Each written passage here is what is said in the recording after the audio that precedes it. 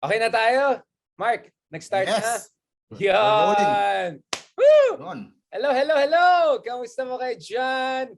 Pilipinas. So, tapos na kami dun sa episode ng Yamashita Treasure and Maharlika Marcos Gold. Treasure. So ngayon, pag-usapan natin yung real biodiversity treasure ng Pilipinas, which actually could be in trillions of dollars, right? If you look at some of the estimates. So let's talk about things that we actually know about based on scientific studies. And kaya nga, for that reason, today we have really a special guest with us. All our guests are special. But I think this is the first time we have a natural scientist. We have had social scientists, historians. We have had Lord de Vera. I don't know how to classify him as a species. But today we have Lord de Vera is like a Renaissance man. Okay. And today we have no less than Dr. Dio Florence Onda, Associate Professor of Marine Science Institute of the University of the Philippines. Let me tell you, as a UP graduate, I can say that that institute is one of the stars of the UP, which has put us on the global map. And today, actually, we're not here to talk about depressing things, na kawawa tayo, wala tayong laban, hindi nag-jet ski si tatay sa West Philippines. No, but actually, we're going to talk about ano yung mga nagawa natin on the scientific front to uphold our rights, to survey our resources, trillions of dollars of mga isda, mga oil and gas potentially. At para sa issue na yan, we have a very good expert, the top expert in the country and among the best in the world, Dr. Dio Onda. Salamat, Dio, for joining us. Yes, magandang gabi, Richard, and magandang gabi, Mark. Thank you for the invitation. Para di nila alam, day job. Sabaw na tayo lahat eh. Sabaw na tayo magandang araw pala. Magandang araw. Okay na, wala na. Salamat. Salamat, Deo, for joining us. No, it's really glad. I always love having natural scientists also among us because natural scientists tend to have a different way of approaching questions, no, than other kinds of scientists or experts. And okay, it's really good to have those. From base sa alam ko, meron kang record kasi alam ko si Marcos may Guinness Book of Record yan. Alam natin ano yan. Paki-research yung mga hindi alam. Ikaw may record ka. You're the first Filipino to go to the third deepest part of the earth, parang crust of the earth. Can you tell us about that? Anong pinag-usapan? Ano ba ginamit mo dyan? Elon Musk, Tesla, SpaceX ba? So when we talk about explorations, mostly titingnan natin sa taas, diba? We look up to the moon, to the stars, and to the sky, to the space. Kilala natin dyan si Elon Musk and other astronauts. But the thing is that there's another world down there, and that's the deepest trenches in the world, yung pailalim naman. At the thing with that is that the technology to actually explore these environments, mas mahirap silang gawin at mas mahal kaysa pagpunta ng space. There are actually more in the air. Yes, you're going against the pressure. At mas mahirap siyang kalabanin, the entire pressure of the ocean. So sa mundo, merong tatlong pinakamalalim na trenches. Yan yung Mariana Trench. Alam natin yan, nasa gitna yan ng Pacific. Yung pangalawa is the Tonga Trench, nasa south ng Pacific. But the third deepest trench in the world is found within our backyard. And that's the Philippine Trench. And the deepest part of the Philippine Trench is called the Emden Deep. Marami ng taong nakapunta dun sa first and second. But no one has attempted to actually visit the third deepest trench. Bakit? Primarily, I think because nasa loob siya ng EEZ ng Pilipinas right. at mahirap pumasok. Yeah, it's within the jurisdiction. Second is that, well, in record setting kasi talagang it's the first and the second, right? Pero ang I think yung magic doon sa Philippine Trench, no one attempted it. No one attempted going there before. At as in wala, even if you go back into the records, wala man na nag-attempt o nag-isip na puntahan siya. So it's very important. The second thing is yung geological characteristics ng area. Yung Philippine Trench is one of the most active, actually. It's moving yung trench na yon because may earthquake. But that's also the place where two tectonic plates are actually meeting. So interesting siya. Hindi natin alam, we don't know much about may Godzilla dan, ganun ba yan para may Godzilla? Actually nga, I was expecting to see Godzilla or Megalodon or large squids, ganyan. No, but seriously, Dio, right? I mean, hindi natin alam. The ocean deep is really unexplored. We have no idea what's down there. Yes, more unknown than the moon, right? And so saan part ito ng Philippines located? So if you sa mapa ng Pilipinas, nasa eastern part siya, no? And Emden Deep is just right across Siargao. So doon parte, Siargao. but it's within the EEZ of the Philippines. So 200 nasa nautical 100 miles? yes. Right, Around 100 continental yung shelf, easy pa lang. Hindi. Easy Easy pa pa lang siya. So but that's what makes it actually very interesting. Kasi wala pang nakapunta dun eh. The thing is that we don't know much about the deep oceans. We don't know what's there. Baka nga lang may Italiano gold doon. No, exactly. That's what I'm saying. Baka tama, totoo yung Godzilla and all. Let's just be honest. Yeah. Open-minded tayo, di ba, Mark? Titanic. But on the Naisip ko eh. ecological part din kasi, hindi natin alam yung role ng deep oceans. And when we talk about functioning of the oceans, protection of the ocean, we also need to understand each and every component of the ocean, and that includes the deep sea environments. Right. And kukunti lang sa mundo may deep sea. May deep sea pertaining to around more than 10,000 meters. So the deepest trench is around 10,800 meters. So that's 10.9 kilometers. The Philippine deep is around 10.1, 10,100 meters. So there are only a few people who were actually able to cross 10,000 meters below. So that's one of the parang 10 kilometers ka bumaba, pababa. Yeah. Yes. Ang tagal What did you use? Ang tagal talaga. So I was invited by this rich guy, si Victor Viscoco, who's been doing record setting all over the world. Number niya, no? Mga rich people. So, he's been doing a lot of record setting. So, nagawa niya na yung 7 summits of the world. Siguro, na-bored daw siya na after he climbed all the highest mountains. Sabi niya, ano nang gagawin ko? So, naisip niya to actually go to the best parts of the ocean. So, he was the guy behind the technology, the only technology that can actually go down to the deepest parts of the world repeatedly. Kasi yung mga ginamit dati ng mga submersible or submarine, once lang sila nagamit eh. Even David Cameron only used his Challenger once at hindi na siya uli nagamit. But the submersible that they developed together with this company called Triton Subs, this is the only IMO certified submersible that can actually go 10,000 meters below and go back and then go down again. So I received this invitation from him a year ago, I think March 2020. And then he invited me. He's like, do you want to do collaboration? You know, as a scientist naman, we always receive invitations to do collaborations. The Philippines is very much limited in terms of ocean research capacity. Alam natin yan. Wala tayong masyadong assets. Pero may human capital tayo. Pero may human capital tayo. Exactly, and we have a lot of experts. We have very good Filipino experts. But the thing is that kung oceanographer ka at wala ka namang barkong gagamitin, that would be very difficult for you. So in the Philippines, we augment that by actually collaborating with international institutions. Not with Chinese. Not that much with Chinese friends. Right? Actually, on the science realm, we believe that science is a very good platform where we can pull people in to talk about issues and work with them. So we are also working with our Chinese counterparts because any progress and any developments in science is also a progress for humanity in general. So we believe in that. Pero mamaya, pagtaas nyo, may pangalan na Chinese na mga...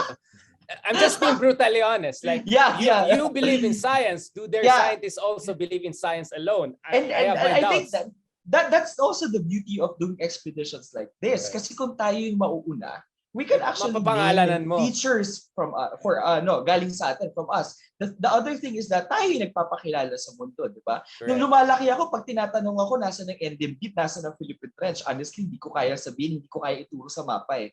But right now, with that expedition, we were also given the platform to also introduce to the Filipino people na actually, hindi lang papunta ng West Philippine Sea yung yaman ng Pilipinas, hindi lang sa northeast ng Philippines, hindi lang Benhambak, meron tayong tinatawag na Philippine Trench, meron dyan Endim Deep, di ba? And we don't know what resources we have there.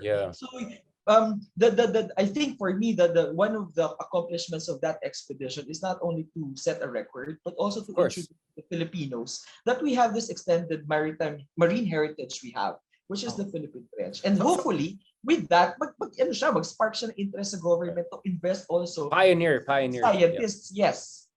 So what did you find doon sa Philippine Trench nung bumaba kayo? What did you see? Anong meron ka ba nagulat nung nakita doon? I mean, what did you... Yeah, as an oceanographer kasi one of the preparations I did is really to do research, what you find, what you'd expect in the Philippine Trench. The thing is that the submersible that we use is non-tethered. Ibig sabihin wala yung tali. So we were independently going down and exploring the area. So there's a lot of risk associated with it. Calculated risk naman. But the thing is, yung task ko as a scientist is to also help the pilot navigate the area and understand what's happening down there. And also instruct him where to go, what things we would want to yung find. Coordinates and all. Yes, and all of that. Yeah. But So hindi naman surprising yung mga nakita doon. The things that we saw were also the things that have been reported in other trenches in the world. But I think for me, one of the most striking thing, merong point kasi doon na parang sabi ko kay Victor was the main pilot. Sabi ko, Victor, there's a jellyfish down here. There's a jellyfish in this direction. So let's go there. Nung palapit na kami ng palapit, I thought it was a jellyfish, but it was actually an intact plastic bag. It's a white plastic bag floating.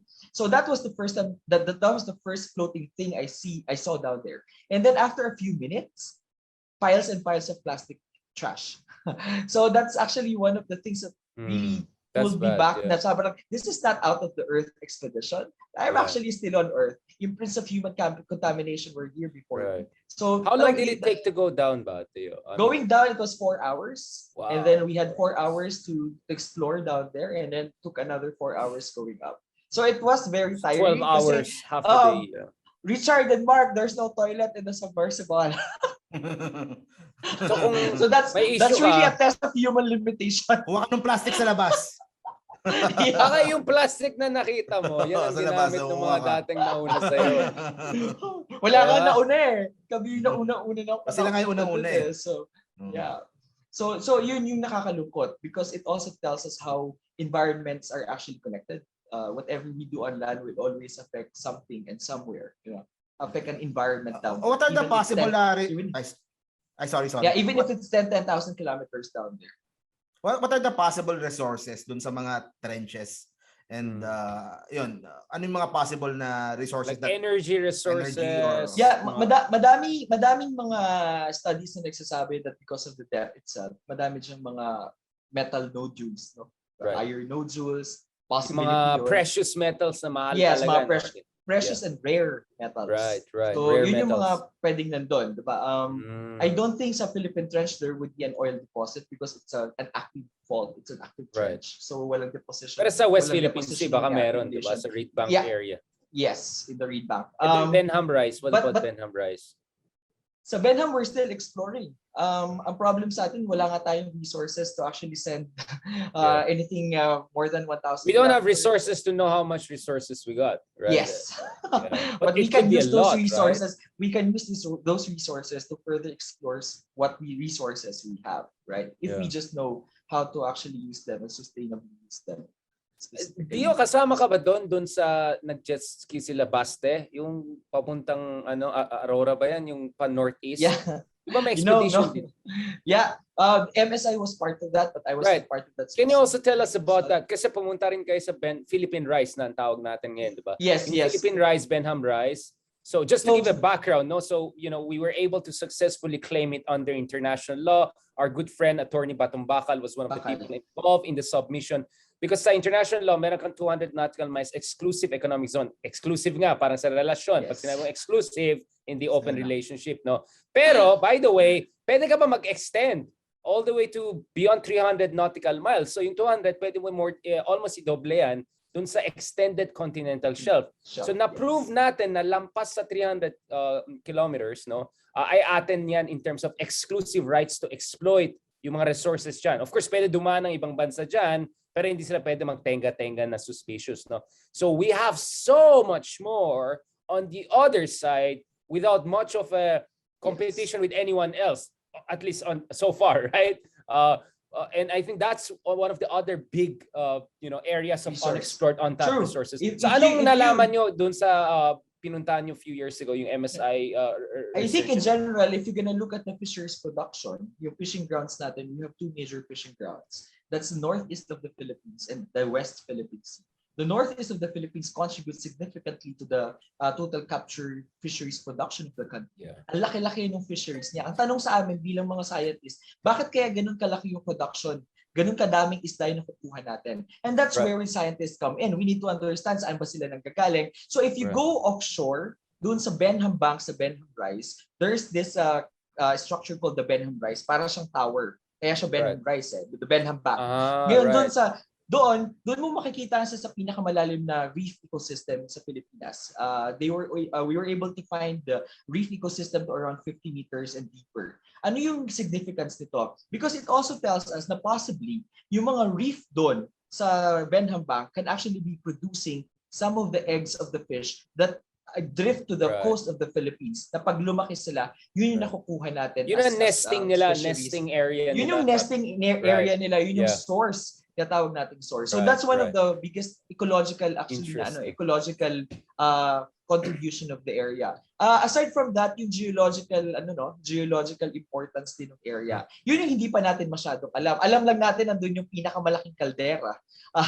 'Di ba na-report siya a couple of years ago. So there's mas malaki sa kaldero ni Cayetano sa Southeast Asia. $1 million caldero. So they call it the Apulaki caldera. It was a Filipino scientist who discovered that. But it also tells us because of the geological activity, probably meron ding mga precious metals or rare metals that can actually be found in the area. But again, wala tayong resources to actually exploit or probably explore them. So anong mga resources ang need natin to properly explore yung mga resources doon? And how much? Baka pwede namin tawagin mga oligarch friends namin. Seriously, like, how much are we talking about? That's a very good question. When we talk about human resources, we should be talking about human resource and then also the floating assets mismo. When we talk about human resource, wala tayong problema dyan. We have some of the best scientists in the world. But the thing is that we don't have the vessel to actually go there. We don't have the drill to actually send something and see what's down there. Formula 1. Diba? O yun, wala kang Formula 1. Wala kang sasakyan. So when we talk about when we talk about academic research fleet, we're talking about millions and billions of dollars. Right. For example, in Canada where I did my PhD, yung investment for research vessels would really get into the billions of dollars. Billions? And, yes. Wow. Because they have the Arctic. So they need to have the state of the art. Kalaban nila Russia medyo. Russia, and then sa kaliwa nila US, may Denmark, diba? And then pumapasok na ang China. Right, yes. Right. So and Canada is also trying to extend their continental shelf to North Pole. Yun pinoprove nila ngayon. But alam mo yun, investment science also translates into political jurisdiction.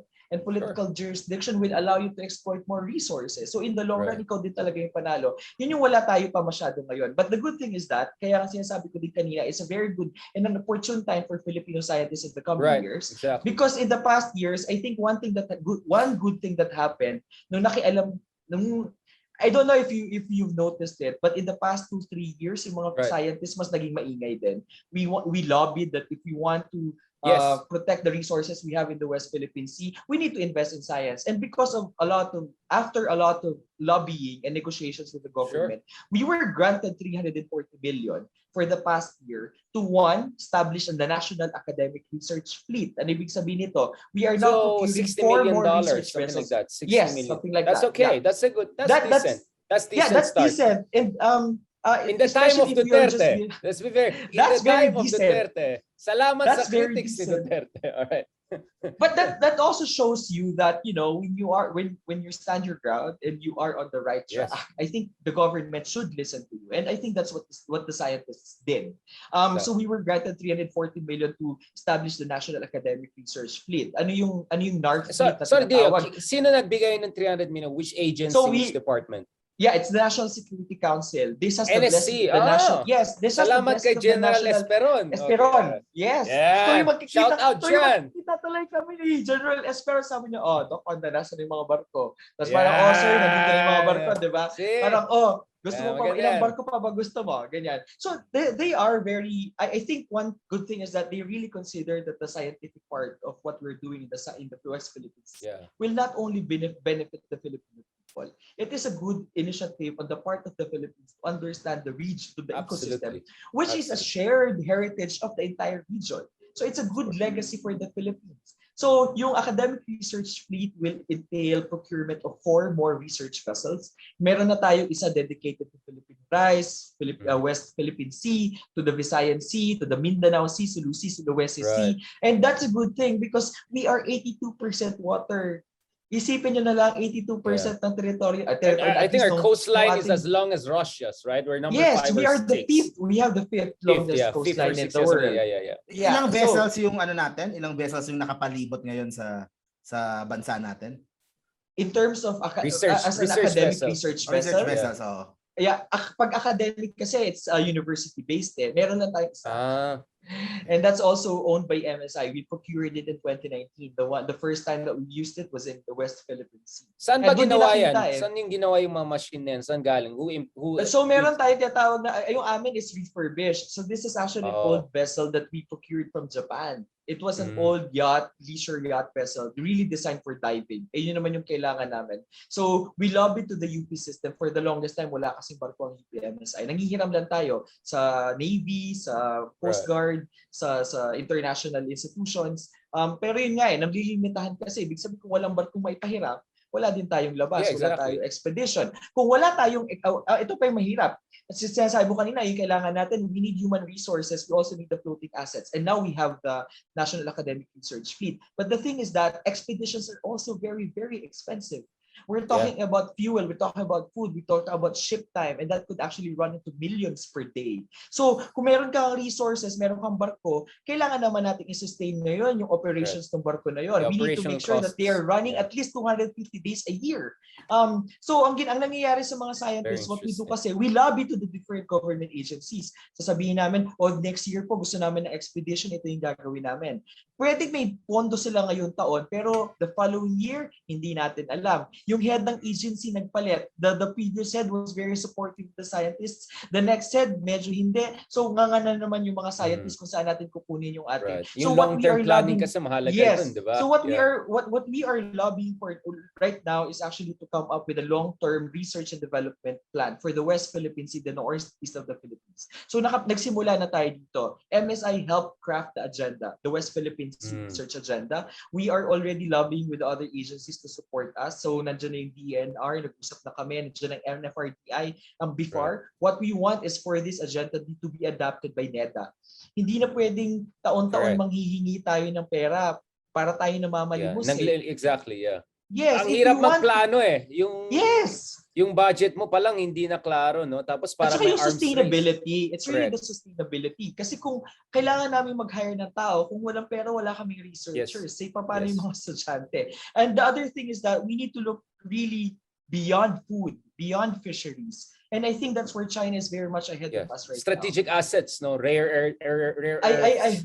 Mga ganun. Yes. I refer to this as the fourth phase of Chinese aggression. Kasi they're now really setting laboratories and research centers in the South China Sea. Yun nga yung sinasabi ko eh, for us is science, for them is national interest. Yes, I mean, no offense to our scientist friends there. I mean, they're fantastic. It's just that they're under the thumb of their government in ways that it's not the same. Pero hindi ba dapat ganun din yung pagtingin natin that investment in science is actually for national interest? That knowledge in itself is actually part of security issues. That knowledge of the environment and the resources we have is actually part of the planning for the future. We cannot utilize whatever is out there if we do not know where they are, who they are, what they're doing, and how we can actually utilize them. And marine scientific research really comes into play for that. Biruin nyo, meron 3 research station ngayon ng China sa West Philippine Sea. 3. And those 3 research stations were designed to exploit and explore different aspects of the marine environment, marine energy, geological resources, marine biodiversity. Sabi ko nga, kami sa MSI, we're trying to find bacteria associated with corals that are actually capable of producing antibiotics, anti-pain, anti-malaria, antiviral drugs. Who knows? Probably. Baka may mga stem cells. Who knows? It's probably exactly. I'm just saying, the drug for COVID-19 can actually be found in some of the specimens and organisms that we have in the West Philippines. Ang problem lang, hindi natin alam. And because China already has 3 research stations in the area and they're doing illegal marine scientific research, they're really hundreds of steps ahead of us. And that's nakakatakot yun, especially if we are looking into security of the Philippines. Dr. Onda, what about because I deal a lot with our international partners, right? EU, Japan, Korea. They have been helping us with our Coast Guard capabilities, among others. They've been listening to our advice. So I'm very happy with some of the developments. Is there a potential for them also to help us on this front in terms of giving us? And you said, Japanese yung ginagamit niya. Because I was thinking maybe I can raise this also with our friends even more in our discussions. For example, more marine science research. Hindi lang in many of vessels. the international fora naman, in many of the international discussions that we attended, ang lagi nating sinasabi, the marine scientific research or the science part of the West Philippine Sea or the South China Sea is actually a good venue. It's a good platform. It's a good conduit to actually invite different countries to come into the negotiation table and do research, because science itself should be quote unquote neutral, right? It should be non-controversial. We can talk about issues of plastics, we can talk about pollution, we can talk about climate change without prejudice to jurisdiction. Pero yun yung problem right now. For the longest time, yun yung paradigm natin sa marine scientific research, that it can actually be a neutral ground where people can talk. Ang problem natin ngayon, China is trying to change that. Yeah, they securitized it. Yes, by putting up marine scientific laboratories, science laboratories sa South China Sea, and doing illegal research activities in the area. It really goes against the principle of having collaborative partnerships or joint explorations. Kasi hindi natin alam kung ano yung nakita nila ngayon eh. And they're not transparent about it. They are publishing some of their research, but not all. The data are not publicly available, and there are no Filipino counterparts that can check, that can verify, that can validate what they've been discovering. And I think talo tayo doon, sobrang talo talaga tayo doon. Yung tatlong yun, they're inside dun sa West Philippine Sea, dun sa... in the illegally claimed, the artificial islands, basically. Sa Fiery Cross ba yan, yung iba? Fiery Cross? Isa sa Subi Reef, sa Panganiban Reef, tsaka Rizal. Katabi lang ng Pag-asa yan. Yes. Katabi lang ng Pag-asa. We were in Pag-asa 2 weeks ago, we were there for a couple of... So now, can we transition to that? Because we kind of covered... We're going around, di ba? Yes. Mahal natin ang Pilipinas, di ba? So, doon na tayo sa pinaka-mainit. Mainit talaga, no? Itong West Philippine Sea. Ano ang... how did you get into the West Philippine Sea issue as a marine scientist? We'll discuss later on bakit ka na marine scientist to begin with. But we're first gonna start here. Ano yung transition mo into the West Philippine Sea issue? At ano yung assessment mo ng evolution of the ecological crisis, right? At the geopolitics around that ecological crisis, because they're all related. And of course, for us, even though we're not marine scientists, we have noticed how bad the situation is. This is the other crisis. But China is securitizing the situation. And ang basa ko dito is, one reason the Chinese are trying to justify those big fake islands is to say, oh, we're here to provide international public goods. I don't know, like we'll provide lighthouse and support and all. So clearly, we are interested in science, but they're not interested in science as science. They're interested in science as an instrument of national power. Right? So can you tell us a little bit more about that? And of course, yung issue ng galunggong, yung issue ng yung isda. Kasi ito talaga sikmura ang pinag-usapan dito gut issue to So if some of our Filipino brothers and sisters may not appreciate the nitty-gritties of international law or the plastics you found under the sea, but they will definitely going to care about yung issue ng gut issue. Can you tell us about the illegal fishing? How much money are we losing in West Philippine Sea every year? I saw one of your estimate was more than $100 million. Can we talk about that, please, Dr. Onda? So I'll go first to your question. How did it transition to the West Philippine Sea? Of course, I'm just I think it was, for me, it was very personal. I was born in Palawan. I was born on the southern part of Palawan. I'm a Palawenyo. So the West Philippine Sea is really my backyard since I was young. Lumaki ako na ang dami kong kilalang mga mangingisda na nangingisda sa West Philippine Sea. And from that experience, I actually saw how the seas changed and how the livelihoods of the Filipino fishermen were affected. Right. Nung bata ako, pag sinabi mong lapu-lapu, ang lapu-lapu sa amin, malalaki. Alam mo yun, a foot long or more than a foot long. Ngayon, yung mga lapu-lapu, when I was growing up, paano siya? Paliit siya ng paliit. Yung mga mismong mga mangingisda nagsasabi, nagbabago yung karagatan. Pero aside doon sa nagsasabi nagbabago sila ng karagatan, hindi na daw kasi sila nakakapunta doon sa mga traditional fishing grounds na pinupuntahan nila dati, specifically on the west of Palawan. So when I came back from my postdoc in Germany, so I did polar research, by the way, for my PhD and my postdoctoral research. Right. When I came back from Germany in 2018, mainit yung issue ng West Philippine Sea. I was the youngest faculty back then. Until now naman. And then, dahil nga siguro mainit yung issue, kabibili lang din namin ng barko, and ako lang din naman yung may medyo mahaba-habang experience in terms of ship time, ibig sabihin on-board experience to research. MSI asked me if I can actually lead the project called Protect. When was this again? Which year is this? Yeah, that was in 2019. 2019. I arrived in 2018, and then I started leading the projects in 2019. But the thing is that, unlike the other scientists, siguro, my generation, our generation, we're very vocal, and we're very much... Mga millennials po kami, just reminder ha, yung mga iba dyan, akala na matanda na tayo. Yes, millennial. We're very opinionated, right? And yun yung dinadala ko bilang scientist eh. Correct. I recognize the fact that there's a big gap between the public and the scientists. Pag yung mga scientists na nagsasalita, natutulog. Yung at least the natural scientists sa natural sciences. Pag nagsasalita yung mga experts, natutulog yung publiko eh. I mean, that's one thing that we need to recognize. But I think what the millennial scientists are contributing to the table is that we're trying to laymanize. We're trying to become opinionated, and we're trying to make the scientific information very palatable to the public. So when I returned in 2019, ito yung isa sa mga contribution ko. I did not only lead an expedition, but I really tried my best to connect with the people and tell them what's happening in the west of the Philippines. Ngayon, ano ba yung mga nangyayari sa West Philippines? For the longest time, ito din yung problema. Nahirapan tayong i-assess how much West Philippines Sea actually changed because of the limitation of the resources that we have. Yung sinasabi ko sa inyo kanina. MSI has been doing research in the West Philippines Sea for the past 25 years. But in that 25 years, we're only able to conduct or implement expeditions for 8 times in that 25 years. 8 times Kasi only? 8 times only for the 25 years. At yung mga expedition na yun, nangyayari. Parang may bahay ka ng isang henerasyon, 8 times ka lang nagbisita dun sa bahay, sa asyenda mo. Yes, ganun.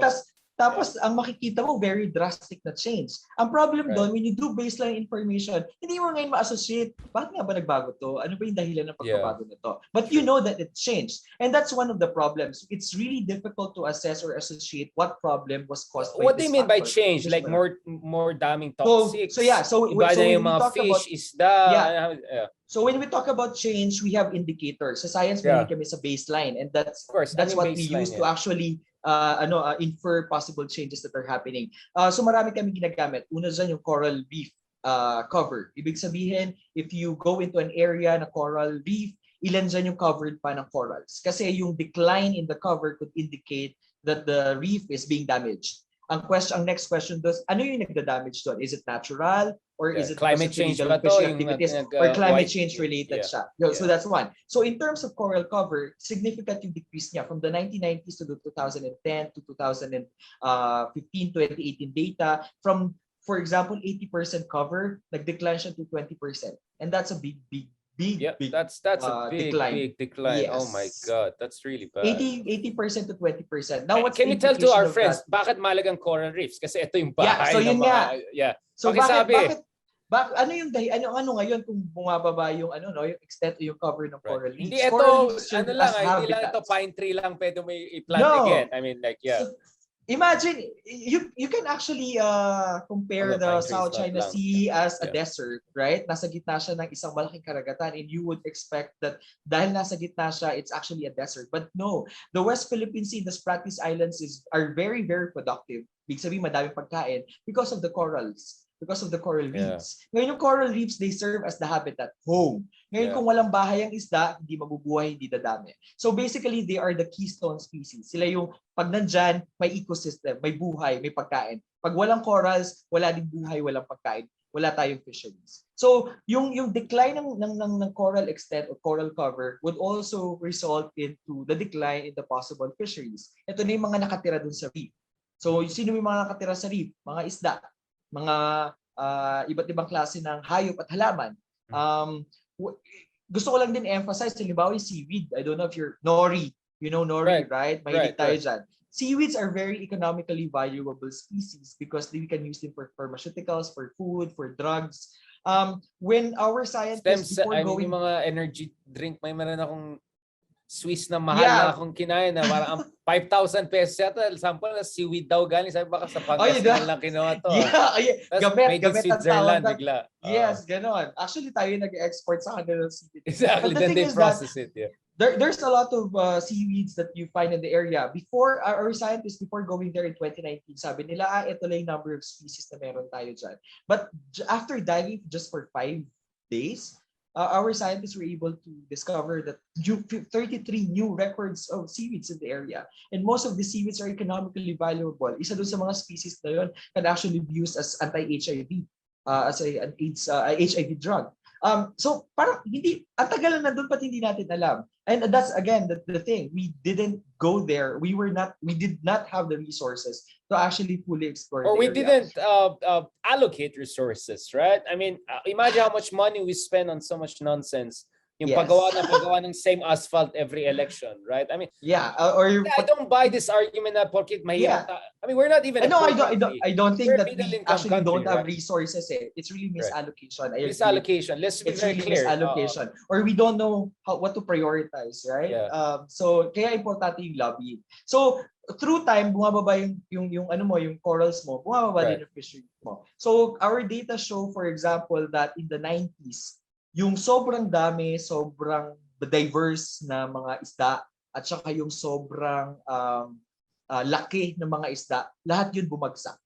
And that's very important because that also tells us yung pagkonti ng mga isda is associated with the damages in the reef ecosystems, yung overfishing, illegal fishing, yung pagliit ng mga isdang nahuhuli, that's because of overfishing.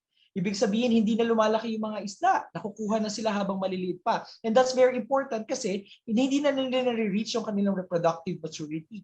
Hindi pa sila nangingitlog, kinuha na sila. So saan manggagaling ngayon yung mga bagong henerasyon ng mga itlog ng isda na nadadami at kukunin na at magsusupply ng fisheries? Who is behind this? Okay, let's make this controversial because I see a lot of our pro-China friends saying, hey, yung mga Vietnamese, yung mga Indonesian, whatever, sila pasaway, bakit nyo biniblame ang China? But I think the Chinese are a completely different league, right? Parang NBA versus barangay level tong laban. Kasi ang laki ng trolleys sila, di ba? I mean, they just come in and like, just sweep it all. And then wala, konti na lang natira. And then pag pupunta naman yung ating mga isda, meron na silang Coast Guard, mas malaki pa sa ating naval warship yung Coast Guard nila, di ba? Because we need to talk about this, right? Because I know this is sensitive. You're a natural scientist. Maybe this is not your area. No, but the reality is that that's this is affecting. That's actually a very important question. Kaya nga sabi ko sa'yo kanina, baseline information is very important because only by having very comprehensive baseline data, you will be able to really associate ano yung mga possible factors. One is that let's also recognize that the fact that the natural environment is changing on its own. So yung damages can actually be associated with the natural environment. And then climate change, for instance. Yung heating, you have climate change. Yes. Discolor, nag-whiten And yung mga... Just even storms. The storms can actually damage reefs. Right. Nagkukos siya ng breakage ng corals, nagkukos siya ng damages.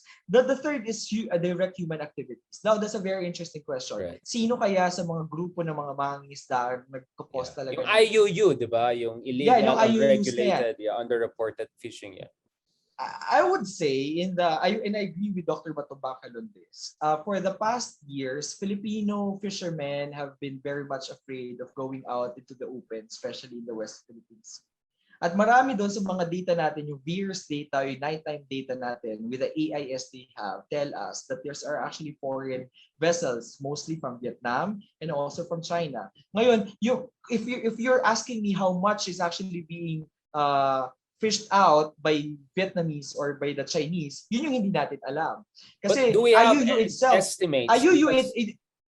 IUU itself is very difficult to quantify it. Because it's underreported, of course. Kasi it's unreported. Because it's illegal, right? Right. But we can have an estimate, right? Pwede tayo mag-estimate ng drug trafficking, di ba? It's not accurate, but it's a range, right? Do we have a range for this? Because I saw siguro that ganito na lang gagawin kong basis, no? Yeah, ganito na lang gagawin kong basis. In the early 2000, in the 90s, ayan na, nagkakavyat ka na. Yes, right. Before itself reported that the West Philippine Sea contributes around 20 to 25% of the national fisheries captured fisheries production of the country. Ibig sabihin 25% yung nakukuha natin doon. But in 2018, BIFAR also reported that what we are only getting from the West Philippine Sea is only 2%. So that drop of 20 to 23%, malaki yun. Wow, 90% almost yung drop. This data was from BIPAR. It was actually Yusek Gongona who said Oh it. my Parang, God. kaya nga ito yung argument nila dati na wag na tayo masyadong mag-ano dyan sa West Philippines. Total 2% lang naman ang kaisdaan na nakukuha natin dyan. But So, what's the reason nag-drop ng ganyan kalaki na 90%? So yun nga. So if sa mga scientists natin, they kind of agree or at least argue that if we will just let the natural environment do its course na magkaroon siya ng damages because of natural processes, hindi aabot yun ng 20%. So that we can already factor that out. The second is andyan yung illegal fishing activities at yung IUUs. So probably 15 to 20% can be associated with IUUs. And when we talk about IUUs, it's not just overfishing, it's not just illegal fishing activities. Andyan yung paggamit natin ng cyanide, that actually cause damage to the corals. So yung pag-cause ng damage to corals ay nagre-result dun sa pagbaba or decline ng fisheries natin. And of course, what's the largest of that? The artificial islands. These are very big, productive coral reef ecosystems. Ang laki-laki. Tingnan nyo sa mapa. Yung nilagay na reclaim ng mga Chinese na fake islands, yung fire across the reef. Yes. How damaging they were, because it's there in the arbitration case. They were actually censured. You're basically killing everything. Diba? It's stages eh. Ang una nilang gagawin, they gonna catch whatever they can. And then second, i-harvest nila yung nasa substrate. Kaya kasama dyan yung mga fossilized giant clams. And after nilang i-harvest, papatagin nila yung reef bago sila magtambak ng ng buhangin. So you're basically killing the entire ecosystem. Now, let me get this right, Dio, no? So the Chinese just killed the whole environment and then put environmental scientists in the area to do environmental research. Alam mo yung nakakatawa. That's a very interesting way of doing things. And this right? is the personal opinion of mine, and I might be put in a hot tub for you're this. all speaking in private capacity. Yes. Even Mark is not speaking for someone. but this is the funny thing. China in 2018 invited Filipino marine scientists to do collaboration to restore the coral reefs in the South China Sea. Paano ba i-restore? How can you restore? I mean, di ba millions controversial. of years yan? Controversial nga din yan yung restoration. Kasi can you even restore it? Yeah, transplantation. Ibig sabihin, from another area, you're gonna transplant the corals or you will do self-seeding. Sure, that's ibig sabihin, kukuha ka ng larvae, right? Hindi, ito nga yung argument ng scientists natin sa Dumaguete. That's why we're not allowing reclamation in Dumaguete. Kasi sa Dumaguete, ang gusto nila after reclamation, they're gonna restore it. Kaya sabi namin, hindi, you cannot do that. It's not restoration. May pagka-dolomite itong kwento na ito. Mark, meron tayong pro-dolomite dito sa meeting na ito. Mark, yung sa Dumaguete, pag-usapan din natin later. Interesting din yung nangyayari dun. Sige. After sa West Philippines. Kasi yung mga dolomite, gusto ko yung mga dolomite thinking eh. Yung beach, dalhin lang natin dito sa Manila, itambak lang natin. Chinese pala mindset niyan. Chinese style. Pero yun, the thing there is that you're not only killing the ecosystem. You're not just killing the ecosystem kung saan mo nilagay yung artificial island. So West Philippine Sea and the South China Sea in general, we need to look at it as an entire ecosystem. It's not separated. They are actually interconnected. When I say Avatar. Yes, parang Avatar. Right? Sila yung Mother Earth. Yeah, true. Kasi ano nangyayari? Yung mga corals na nasa sa West Philippine Sea or nasa Spratlys Island, when they release the eggs, those eggs don't stay in the Spratlys. They actually drift with the current. And where do they go? They go to the coastal areas of Thailand, Vietnam, Indonesia, Malaysia, and most of those actually go to the west of Palawan and the coast of Luzon. So meron kang source. Hindi lahat na nakukuha mo sa west ng Luzon ay galing sa Luzon. Most of them could actually be coming from the reefs that are found in the middle of the South China Sea. Right. Ngayon isipin mo na lang, if the degradation of the reefs in the middle of the South China Sea continue, wala nang darating. Ano nang mangyayari? Saan manggagaling yung itlog mo? Saan manggagaling larvae? Sa Dolomite Beach, sa Manila po. Gagawa po kami ng si DNR daw, gagawa sila na dyan. Siargao, Manila Bay. So yun yung ino-argue namin na ecological connectivity. That the damages that we have in the South China Sea are not just on fisheries. These are also affecting the other undervalued ecosystem services and the long-term effects, implications on the connectivity of the ecosystems within the South China Sea. At ito yung mahirap i-quantify. Kaya nga sa amin, Pero Leo, may ang nakita argument, akong data parang $180 million per year ang estimate no, na. that's the 33.1 billion per year. So yung funny story dito is that Jay and I were in the same press con, and I was discussing and explaining kung ano yung possible na ecosystem services. Ibig sabihin, magkano yung binibigay sa ating serbisyo na isang hektarya ng coral reef per year. Right. So there was this global studies saying Yield, that yung yield. On average, yung 1 hectare of reef could actually give us $350,000 equivalent of services. Ibig sabihin, pera ang usapan dito. $350,000. Mark, parang ginto ni Yamashita. Actually, $353,000 per hectare per year. Ibig sabihin nun, kasama, it's not just on food. Ibig sabihin kasama na dito yung service niya sa climate change, yung pag-absorb niya ng carbon dioxide. Yep. Kasama na dito yung kanyang service para i-filter, linisin yung tubig. Kasama na dito yung service niya na mag-provide ng habitat sa mga hayop. So all of those, on average, nasa $350,000. Is it actually the real or the actual service, the value of the services? Conservative estimate lang yan. No. It's just a conservative. Let's start with the fact that the ecological services are invaluable. Hindi mo mapapalitan ng halaman na nagbibigay sa'yo ng oxygen because you cannot produce oxygen on your own. So, pero yung pagbibigay natin ng value dun sa ecosystem services, they're very helpful, especially on the policy side. Kasi kita nyo naman. After that, so Jay, in that particular press conference, Jay, si Dr. Batong Bakal, kami binigay namin na UP Inlaw. Sabi namin, ito yung possible na... Wait lang, kasi si Jay Batong Bakal po ay kasi ka-faculty ni Harry Roque before. Ex-Harry Roque, ex-human rights lawyer. Okay, anyways, yeah. Segue lang, kasama ko si Sir Jay sa Pag-asa Island. We were there for nakita ko yung mga pictures. Best friend ba kayo ni Harry Roque? But si Mark, beshi ni Harry. Ako, beshi ni Jay. So, Jay, okay. Fair game. So yung ecological services, nakakatulong siya. Estimates. Yes, nakakatulong siya if we want to understand and appreciate. Ngayon, ano yung nangyari doon? Kami binigay namin yung possible na baseline value of the ecological services. Then in-laws provided, ito yung possible area damaged by China based on remote sense data. Right? So they just multiplied it, 33.1. Ano yung nakakatawa dito? The following day, 33.1 billion per year. Per year.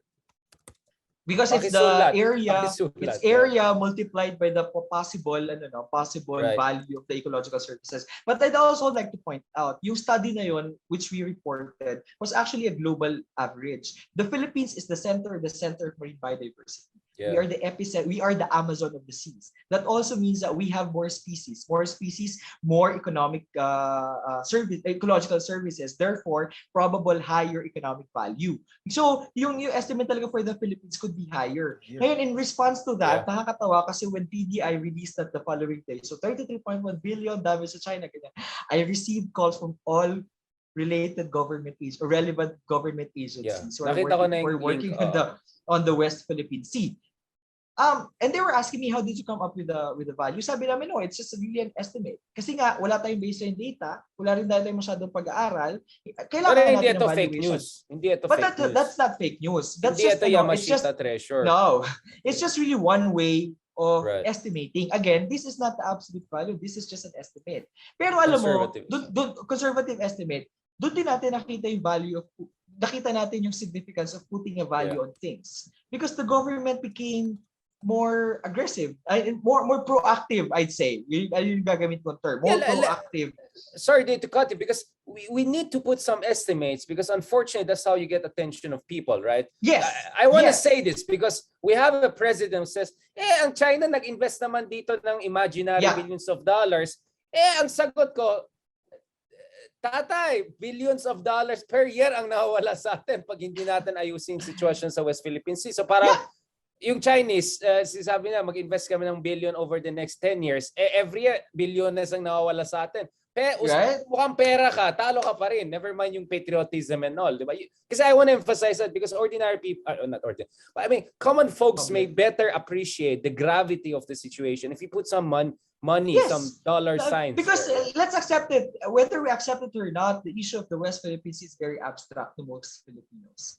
ang layo-layo niya, Unless hindi nga nila alam mga kung anong mangingisdang itsura. involved. Unless mangingisdang involved. But Exactly. the other thing is that when PDI released the 33.1 billion, it's not just the government agencies who became more concerned. It's also the general public. Ganun pala kalaki. Ganun pala kamahal. It became more tangible for them. So, ano yung naging positive doon? Although it is a conservative estimate. Ano yung naging proactive actions from the government side? Yung before actually went to us and talked to us. How can we actually come up with a better valuation of the damages? So, ibig sabihin nun, they are now looking into investing in the science, investing into more research, and actually acknowledging the fact that there are damages that are happening in the West Philippines Sea. Can we sue China? Can that potentially be used to sue China or Vietnam? I leave that question probably. On the personal opinion, I think yes. And I'm not saying that you're advocating for it. I'm just saying, technically speaking, right? This could be used. Yes. Justice Carpio has been making that sorry. Let's sue them again, even more. Yes. For me, as an ecologist myself, I think it's a crime against humanity. It's a common marine heritage, and there are millions and millions of not just Filipinos but actually Southeast Asians depend on the bounties of the South China Sea. You destroy the South China Sea, you destroy the livelihood, the sources of food of the Southeast Asians. So it is not just the Filipinos who should be concerned about it. And yes, it is a crime, and therefore we should sue China for it. For the interest of humanity and the interest of Earth and Mother Nature, we should sue China. That's what I'm looking for. May tanong din ako. How busy pa rin sila ngayon in constructing new islands, new everything doon? Gaano ka aggressive reclamation? I think I was having a discussion with Sir Jay dito. I think in terms of new, wala pa, but they're trying to improve. They're continuing to improve and install new facilities dun sa mga claimed areas na nila. Mini-militarize na, bro. How many reclaimed islands do they have right now? Ilan nga ba? Tatlo? Apat? Tatlo? Around 3 or 4. Tatlo sa malaki sa Spratlys, pero meron rin sila sa Woody Island, dun sa north so marami actually, marami yan. Yes. Tatlong malaki lang, at least in the Spratlys, yes. At least in the Spratlys Island, tatlong malalaki yun. Tatlong malalaki. As in, malaki as in, ang layo dun so sa they're iba. developing yung mga islands din. They're not in the process of making new ones. No, I think no. Kasi as far as we know. Ang laki na yung problematic na COC South China. But I think that's another conversation. Pero they're continuing to improve it. Kaya nga, ang lagi ko nire-refer yung sa scientific progress nila as the fourth phase of Chinese aggression. Because yun talaga yung investments nila ngayon. Kung makikita nyo, they've deployed a lot of research vessels in the area. They're doing a lot of surveys, although they're very much illegal. And the Philippines actually acknowledge that they are illegal. They are sending a lot of scientists in the area. They are developing a lot of technologies in China to deploy and implement in the islands. Isa doon sa mga interesting, this is the funny thing. We also work with our counterpart scientists in China. At sila mismo yung nag-share ng news, no? Na for them, it's okay. Na parang, actually, walang problema doon. We're just gonna share the news. So ito yung mga nakakatakot na developments. Bakit ko siya sinabi nakakatakot? Kasi the Filipinos are being put into disadvantage. Unang-una, they've developed this technology called sand to soil. So they can now turn sand into a productive agricultural soil. And what does it mean for them? They can now have people staying in the islands for long periods of time and even really live there, inhabit the islands and treat it as their own for eternity probably. The second is what we call the open ocean mariculture. So kung pupunta kayo ng Pangasinan, marami kayong makikita ng cages ng bangus na nakalutang sa may dagupan. Now, they're developing a technology that would allow them to rear fish in the middle of the ocean. They've already developed the prototype and deployed some of this in Norway, and I don't see any reason why they will be limiting themselves in deploying the same technology in the South China Sea. The third thing is seaweeds. Again, seaweeds. Philippines is exporting a lot. I think 80% ng sources nila come from the Southeast Asia ng seaweeds. We're exporting a lot to China. Pero ang ginagawa ng China, because they have this new environment where they can farm their own seaweeds, they're developing technologies for seaweed agriculture in their own backyard. Kasama na dyan yung pagpapadami ng sea urchin that are also coming a lot from the Philippines. Yung sea cucumber na 'di ba mabenta yan sa kanila, and it's a valuable product. At they've started actually implementing those technologies in the islands that they've claimed in the South China Sea. Ano ibig sabihin nito? They're going or gearing towards food sufficiency. dun sa areas. And having that will allow them to solidify their claims and their presence Sa in the kanila. area. Tayo nga sa Pag-asa, hirap na hirap magpadala ng mga ng mga pagkain. Alam na nasa Pag-asa kami for 3 weeks. Yung mga tao nakadepende talaga sa dagat. Kapag masama ang panahon, walang Hindi pagkain kaya na pwede tao. mag-panda order sa katabing Chinese souvenir. Kaya nga alam mo, Meron pag na food nandun ka, panda dyan. pag nandun ka, ang signal doon ay Viettel o kaya Chinatel. Ayan. So roaming, Wala pa no? yung smart. Merong Diba? smart. Magagawa tayo ng Meron smart. na smart, pero mas malakas apparently nasa kabilang Ayan isla. talaga. So, Yan calling tayo, smart, calling on smart, invest po tayo. Sige lang, go lang. Doon. Oo. Ay, dito. Pero, Baka magkaroon ng dito dyan. ayun na. pero Anyway. yun, di ba? Pero it already tells us that they're really gearing towards solidifying their presence in the area. And all of this emanate from the fact that they have developed technologies adaptable to the area. And that long-term also planning. is They have long-term long-term strategic planning. and Yeah. investment. Pag kung makikita nyo yung science and research development agenda ng China, they really have this one section just for the South China Sea. Right. And they have So that's all a lot these of new development. PhD programs on UNCLOS and international law all Yes. across the area. I mean, I'm very aware of that. Just a question, Dio. Kamusta yung do you have any idea about yung mga fisheries community natin dyan sa Pangasinan or yung follow-up dun sa Reed Bank, yung mga Gemver, mga ganun. Meron din kayong mga follow-up dyan? Do you have any ideas about yung mga communities natin dyan? Yeah, so ang task to actually do research on that is the NFRDI, the National Fisheries Research and Development Right. Institute, which was before it was part of BIFAR. So sila yung kasama namin doon sa West Philippine Sea. At ito yung sentiments ng mga mangingisda nila, ng mga nakausap nila. So they were able to gather data by doing interviews. Right. At persistent pa din yung problem. Persistent yung problem na hindi halimbawa within Pag-asa meron kang case 1, 2, 3, 4, right? Yung 1, 2, 3, 4 na yun, those are actually productive reefs. Dati, panghisdaan yun yung mga mangingisda galing Pag-asa. But when things started to become more controversial, hindi na sila nakakapunta doon. So the mere limitation of going or accessing the area already affects their livelihood. It's the same problem that we have. Yes, it's the same problem that we have in mainland Palawan. Pag pumunta ka ng West Palawan, kukonti sa mga Palawenyo ang gustong mangisda doon sa West ng Philippines because they're very afraid. At yung isda, at I think doon pa din tayo nakukulangan yung investment o yung tulong doon sa mga isda natin in terms of their assets, in terms doon sa mga bangka nila. Sabi mo nga, kapag nasa Pag-asa ka actually or nasa South China Sea ka, malilito ka kung nakikita mo yung isang isla o isang barko. Ganun ka, mga super signers, ganun kaliwanag yung barko ng mga China. And these are actually steel-hulled ships. Tapos makikita mo yung barko, yung bangka ng mga mangingisda. Kung alam niyo yung ginagamit na bangka papunta halimbawa ng El Nido, yung mga o yung nagtumatawid ng Batangas papunta ng Puerto Galera. Ganun lang kalaki yung bangka ng mga mangingisda natin. So how would they actually compete with this big commercial fisheries na mga barko ng China? So I think I think nandun pa din tayo sa sitwasyon na I have another question. How about the security nila? How do we secure our fishermen na hindi sila na-abuso, hindi sila na-threaten? Yeah. So should we patrol with them? Dapat yung Coast Guard pa kasama nila or Navy? Ganun ba? We really need more presence in the area. That's one thing. Actually, kung makikita mo yung interview with a fisherman from Pag-asa, it was aired in BBC a week ago or so. Yung mga mangingisda mismo nagsabi na kailangan namin ng security, kailangan namin na pag sinabi nyo babantayan nyo kami, bantayan nyo kami. Alam mo, ito yung nakakalungkot, no? Pag nasa Pag-asa ka, yung mismong mga tropa natin doon, and I feel for them, I am with them. You mean the Marines? Yung mga tropa natin doon, not just the Marines, the joint unit, meron doon Navy, Marines, Philippine Coast Guard. Wala tayong mabilis na speedboat that can actually go into the middle of Pag-asa, into the lagoon and rescue our fishermen.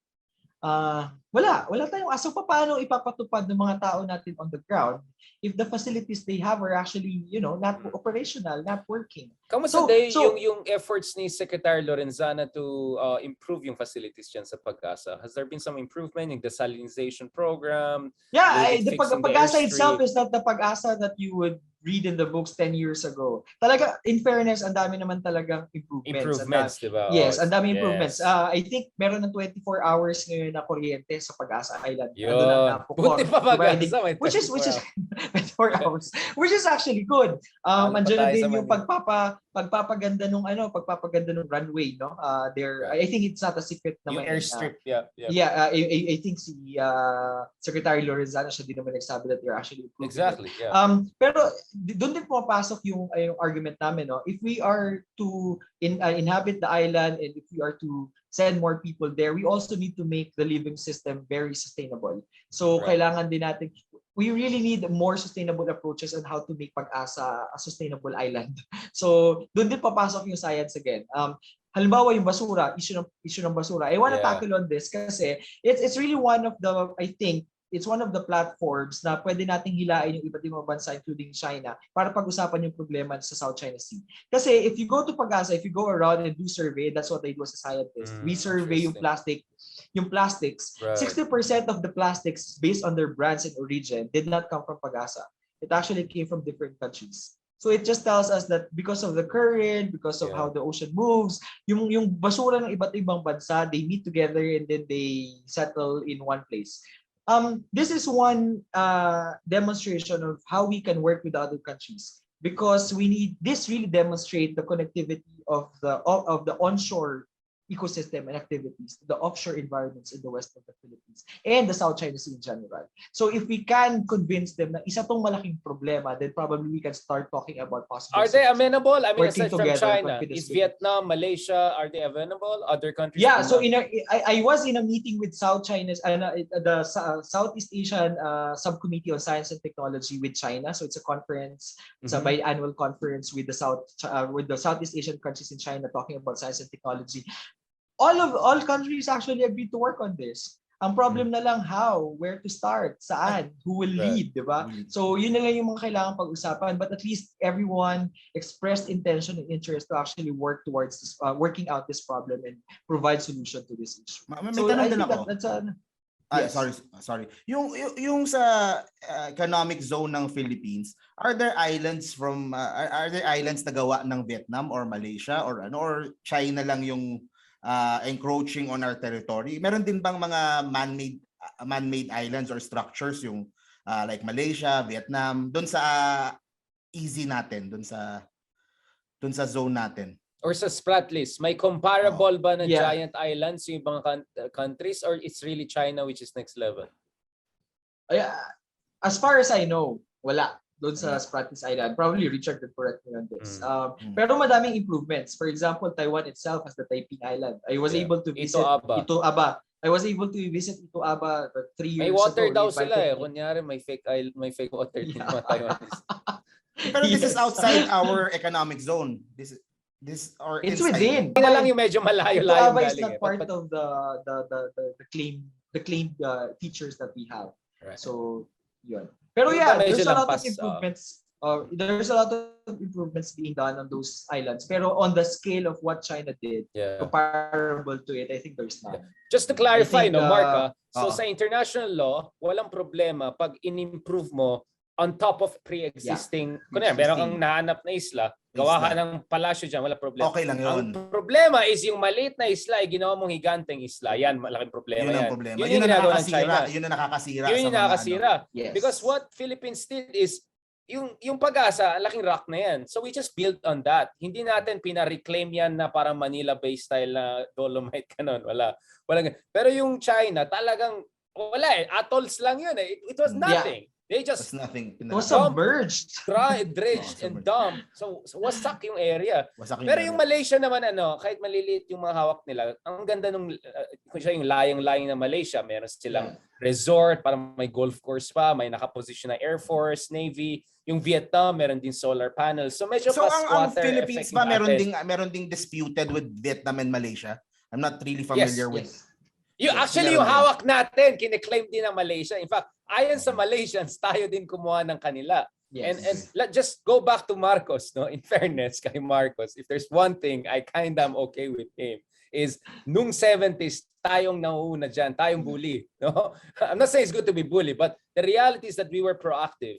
we built the first airstrip in Spratlys 1977 pa lang, no? Tapos sumunod ang mga Vietnam, Malaysia, then China next level. So we were a pioneer, and then for some reason wasak yung economy natin, nag-EDSA, naggulo, pinabayaan yan. In fact, I asked President Ramos on this issue, like, why didn't we build structure and all? Wala daw pera or something like that. But we know there's some crazy stories. Like one story I heard is dun sa Scarborough Shoal, Panatag Shoal. Actually, may plan na gagawa tayong lighthouse. Kasi Mark, kung meron kang istruktura dyan, mas mahirap na magkupal yung ibang country at kukunin sa'yo. Kung wala kang wala, at sabi mo akin yan, tapos sila mag-build, ay, parang yun, di ba? Unahan to, di ba? Unahan. So, one story is that there was someone in DFA back in the days, right, na who was trying to position for UN, ala Harry Roque or something like that. So, in order para hindi masira yung career niya, ayaw na galawin yung mga nangyari dyan. So, at the expense of our own country, he chose his career. So, we also have these sad stories whereby kahit may pera, may initiative, some people slept on their job or they skip their job so that they get a better job in the UN or something like that. So we have many horror stories like that we can discuss. But I'm really glad that we brought Doc Onda because he brings also the marine scientist point of view. But Dio, di ba meron din Chinese fishing ban annual seasonal fishing ban? Yeah. Ano yan? Anong petsa niya? Ano ambag yan? Totoo naman yun. Actually, during the southwest monsoon, mga June hanggang August, September, yun yung sinasabi nilang fishing ban. Pero nakakatawa dito, I was in China 3 years ago, again for the same meeting. And then we talked about the issues in the the South China Sea area, right, together with China and the Southeast Asian countries. And everyone agreed, no? Even China, even scientists from China are agreeing that there's already overfishing. There's already there's a possibility for the fisheries collapse in the South China Sea. So isa sa mga solution nito is the closed season for fishing. Ibig sabihin, pagbabawalan natin yung mga mangingisda na manghuli to allow the natural population to bounce back, to replicate at to reproduce para dumami sila. Tapos sabi ng China in that particular conversation, sabi niya, yeah, we agree, we need to have a closed season for fishing. At ang sabi ng China, and we're already doing that. Why are you not following us? Alam niyo yung problema. Because even I agree with my colleagues from the other Southeast Asian countries. If we are going to follow China, is it actually tantamount to also recognizing their authority over these waters? It's like, so that's niya yung kalata ng bahay mo, tapos sabi na, hey, alagaan natin itong kalata ng bahay mo kasi sa amin na yan, di ba? What's mine is mine, what's yours we share and we take care of together. So that's where the that's where the complication of the politics come in sciences. Kasi we all agree with the method. Yes, we all agreed with the method, but the thing is that what's the platform to actually what's the strategic end method? Yes, ang problem, wala tayong regional fisheries organization in the South China Sea. Meron tayong CFDEC, but that's only for the Southeast Asian waters, right? And what they can do is just really recommend, not really implement. So ito yung isa sa mga pinupush natin as part of the possible collaboration with the Southeast Asian countries. Unang-una na dyan yung pag-establish natin ng marine protected area. Ano ba yung concept ng marine protected area? You dedicate one reef, one area of your territory as a no-take zone. Ibig sabihin, you just allow the organisms to live happy, don't disturb them. Ang idea parang doon, conservation, parang sa mga jungles, sa mga forests. Para sa mga sanctuaries, diba? Sanctuaries, So doon papasok yung connectivity. Kasi if we acknowledge again that one reef is not independent from one another, they're interdependent of each other, then having a multiple marine protected areas in the South China Sea will allow us to have a network. Ibig sabihin, kapag ang isang itlog napadpad sa isang reef, that egg can actually flourish in that reef. So yun yung pinupush natin. One is for the marine protected area. The second is, or network of marine protected area. The second is actually joint patrons in the West Philippine Sea or in the South China Sea. But wasn't that the proposal? Sorry, again, I'm cutting you. I remember in November 2016, sabi daw ng China, they're open to joint patrols with us sa Scarborough Shoal. I also heard over and over they said that they're open to marine sanctuary. Yung sinasabi mo na, ito no fish zone. Hayaan natin to bumalik sa buhay, then later on we can do something about it. But none of it happened, right? I mean, this is a problem. These are supposed to be non-controversial, non-sovereignty issue. But even on that, we cannot get our Chinese friends to help us. What's going on? Yeah, I really don't know on the part of China on the marine protected area. Although they are always saying, and they're always quote and quote committing that they wanted to partner, wanted to collaborate for the restoration and also for the protection of some of the areas in the South China Sea. But it never happened. I always asked my professors, kasi matagal na tong concept eh. I Exactly. think some of the oldest papers, concept papers that I've read, they were way back to 1970s, 1980s, 70s, yeah. probably hindi pa tayo pinapanganak. Pero walang nag-flourish, wala talagang lumipad na proposal. And they're always telling me it's because of the geopolitics in the area. Yes, Pero there are sensitive, certain, I think, windows of opportunities. One is that with Vietnam, for example, we have conducted this joint ocean marine scientific research expeditions from 1996 to 2007. We had 4 different joint ocean expeditions. Ano yung nangyari dito? Our scientists boarding the same vessels, doing the same activities, trying to understand the air with Vietnam. It was a brainchild of one of the technical working groups dun sa conflict. There was an effort for resolving conflicts in the South China Sea in the earlier years doon in the 90s. So ito yung isa sa mga naging brainchild nung workshops na yun, is to use marine scientific research as a possible conduit to actually build confidence among countries and then talk about ito yung maganda kasi after nung phase 1, yung phase 1 happened from 1996 to 2007. Vietnam and the Philippines agreed that they wanted to expand the JOMSTRE, they call it the Joint Ocean Marine Scientific Research Expedition, and include the other Southeast Asian countries and China. And there were actually already preparatory meetings. And I thought that was a hopeful period. Kasi when we understand the area, therefore we're opening the area to international scientists. So we're building more confidence. We're actually working on disputed waters. So maganda sana yung concept na yun. Pero after like 4 preparatory meetings, na-stop, hindi nag-flourish yung partnership. Tapos namatay na yung usapan dun sa phase 2 ng JOMSTRE. And your sense is China is partly to blame. Again, I don't want to be a hater I was trying, sorry. We're not haters here. I'm just being trying to be I don't honest. know. I was trying to find documents or records of discussions why it did not flourish or why it stopped. The negotiation stops for the phase 2 with China being included in it.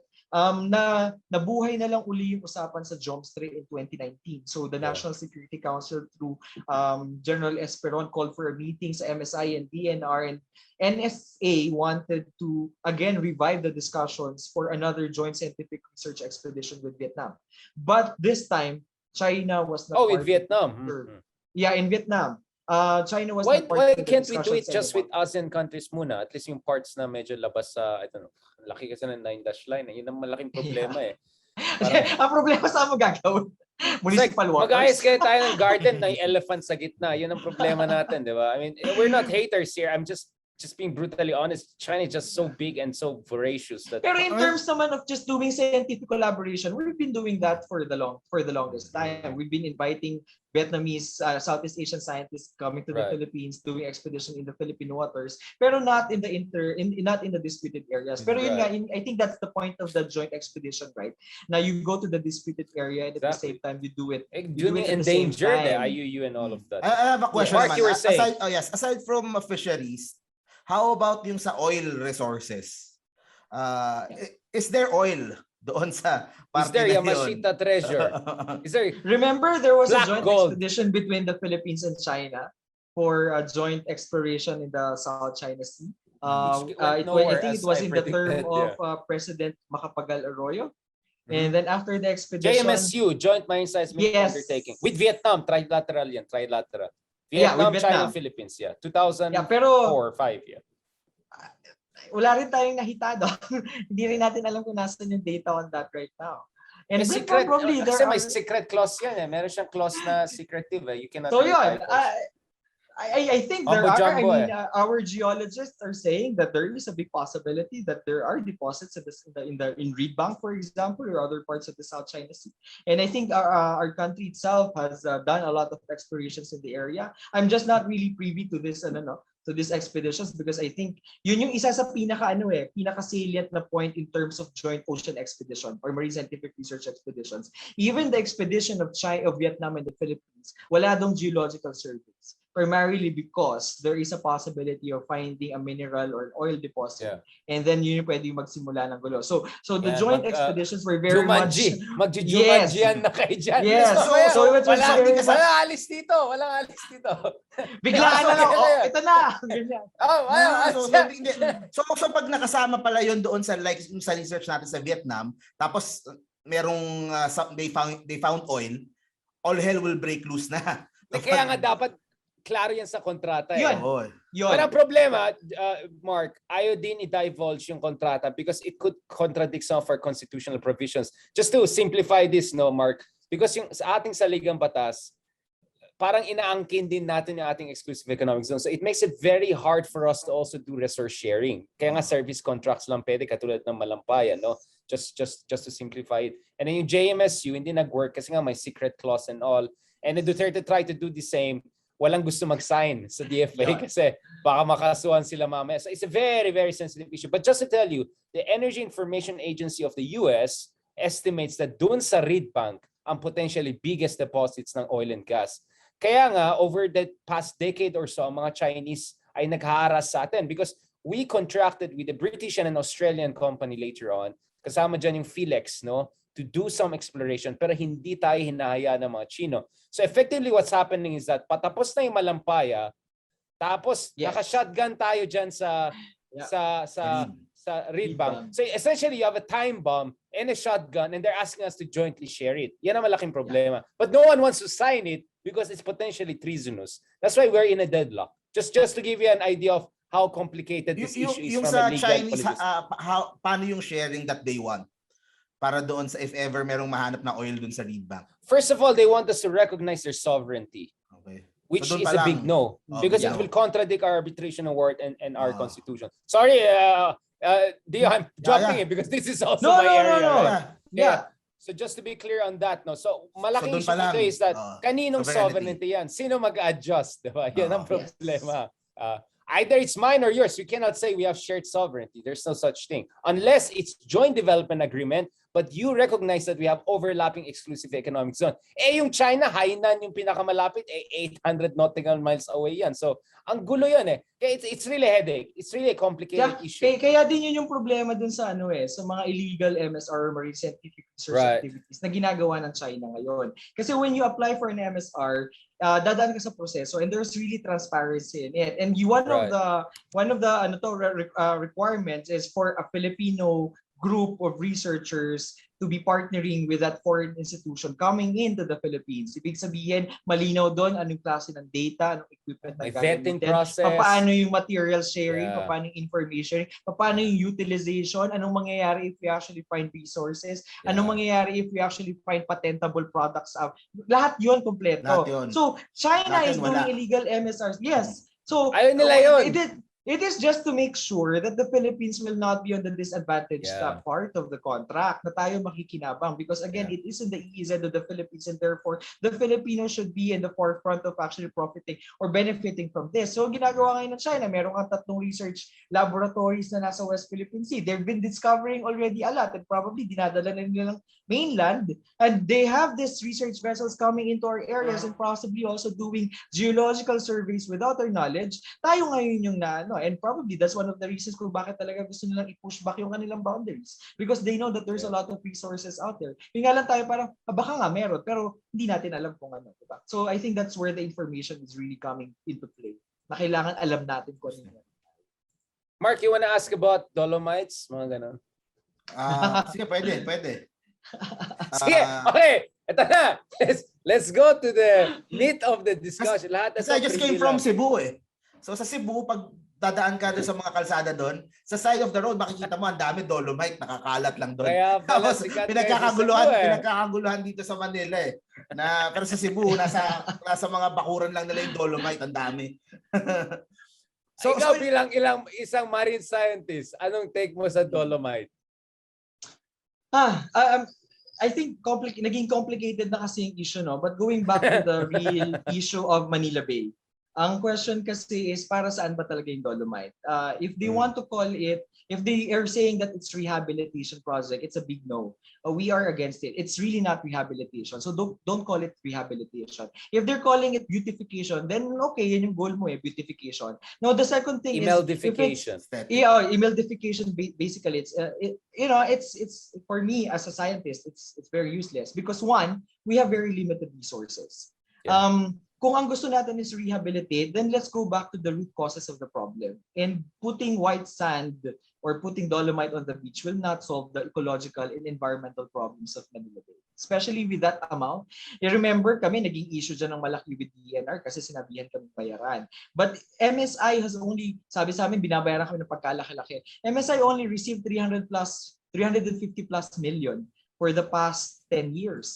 Tayo kayo ng dolomite over the past 10 years versus last year. Diba? Dolomite received what? 370 for the past year or 2 years? So, ang amin doon, parang sana ang dami nang narating ng 370 million or 370 plus million given mental health where we daw. are. Dio, mental health. It's good for mental health. Okay. You cannot put money on mental health. Sige, pero parang mas na-stress yata yung ako. Anyway, pero yun, ano ang magandang ilagay doon sa kung hindi dolomite, ano ang maganda dapat nilang nilagay doon sa stretch na yon ng Ross Boulevard? Wala. Okay. Wala. Kasi the hydrography, the oceanography of the Manila Bay itself, kaya nga siya nilagyan ng harang, di ba? Kasi talagang whatever you put out there, hihigupin yun pabalik ng dagat. Because that's the natural topography of the... And let's be clear with Manila Bay and Ross Boulevard. It was just done in Ross Boulevard. Manila Bay is from Cavite to Bataan. That's the entirety of Manila Bay. So when we talk about rehabilitating Manila Bay, it should not just be focused on one section, a few hundred meters of Ross Boulevard. It should actually be going into the more important ecological areas, Anjanela Papachea, Hindi yata natutuwa si Mark sa sinasabi mo. So yun. Bias. Again, I'm coming from the point of ecology, and for us, really, there's no other way to confront the problem but going back to the real causes of the problem. Imagine the Philippines is now recognized as the 5th contributor of plastics pollution, and the 4 rivers that are most contributing, 6 rivers contributing to plastics pollution in the world is found in the Philippines, and 4 of them is in Manila Bay. So, yun pa lang parang asan yung prioridad natin, 'di ba? Asan ano ba talaga yung gusto nating i-solve dito? Mental health. So yun lang naman. Health. Sabi nga i-quote ko yung director namin. Our director was very busy that day with Music Antipota. Sabi niya, kung marami tayong resources, yung beautification is not a problem. But we don't have a lot of resources and we are in the middle of the pandemic right now. At yun nga wag natin kasing ilihis yung mga tao na sinasabi natin that this is actually rehabilitation because it's not. And is it actually science-based? It is also not. And as a scientist myself in this country, it is difficult to be a scientist because we are seldomly being heard. At talagang hindi naman, tatanungin kami, but are we being considered in all of the decision-making processes? No. Pero yun nga ito sana yung magandang point of collaboration of different government agencies. They could have just asked us, they could have just asked, they could have come up with a technical working group. Okay, what's the best way to approach Ross Boulevard or Manila Bay? And there would be a lot of suggestions na more economically viable and actually long-lasting yung effect sa environment. So yeah, I stand with my institute's statement that the dolomite is actually it should not be the priority that we have right now, and it is not rehabilitation. Mark, ano ang statement bilang president ng Pro It's the Dolomite? White Sand Philippines. Ako naman. Go. Yung idea is maganda, yung beautification. Yun nga, tama naman sinabi mo, it's not rehabilitation, it's beautification. Sa akin lang, ang naging problema ko lang, yung pag-implement. Kasi yung unang lagay, inaalon din eh. So I think ngayon mas naayos nila, pero dapat siguro simula pa lang, mas inayos na nila na hindi inaanon. So ayun, nando na yan. So I'm not sure kung tatagal din yung nandyan ngayon kung naayos nila yung pag-anod. So, I mean, even the geologists and the physical oceanographers agree with this. Na parang yung dolomite doon, yes, it's beautiful for a couple of months, pero will it stay? And is it actually an intelligent use of our resources? Kasi I bet a couple of years from now, mawawala at mawawala dito yung white sand doon, unless i-concretize mo yung buong bay, di ba? Kasi gano'n talaga yung area eh. That's how nature works in that particular part of Manila Bay, in Ross Boulevard. And yung engineering doon, I don't know if it's actually adapted to the condition of of Ross Boulevard itself. Enjoy na natin habang nandyan pa. Bukas na diba? bukas, pupunta na ako dyan. Sarado ngayon. Sarado, di ba? Oo. Sarado. Diba nagka-issue kasi sumobran dami ng tao. Kaya sinarado nila. Sino ulit yung DNR USEC ba yun? Nagwala-wala. Antiporda. Nagmura-mura. Ano ba background nun? May alam ba yan sa environmental science? Engineer yun, di ba? Kilala mo ba yan? Yung USEC na nagmura-mura yata or ano? Was that Antiporda? Alam ko USEC Antiporda was used to manage a tabloid, I think. Sa media si Benny. Magaling. Magaling ang caliber ng administration na to minsan. No? Pero in fairness kay Secretary Esperon and also Secretary Lorenzana, they have done something. Now let's go forward looking, no? Magto 2 hours na tayo. Magaling, mahusay. Mark, may tanong ka ba before we go to the policy recommendation? Kasi, yung sa Dumaguete. Yan Dumaguete, yeah. I'm really invested in that issue also. Not so much doon sa coral reefs and sa environment. Although syempre super important 'yon. Kasi ang concern ko din is it's going to be another Pogo Island na parang island na kontrolado nila yan. For national security yung aking concern. Pero syempre ang itanong natin kay Dio yung sa coral reefs doon sa Dumaguete. Kapag tinayo yung 174 reclamation doon sa area na yon. So what is the stand of your organization tungkol dito?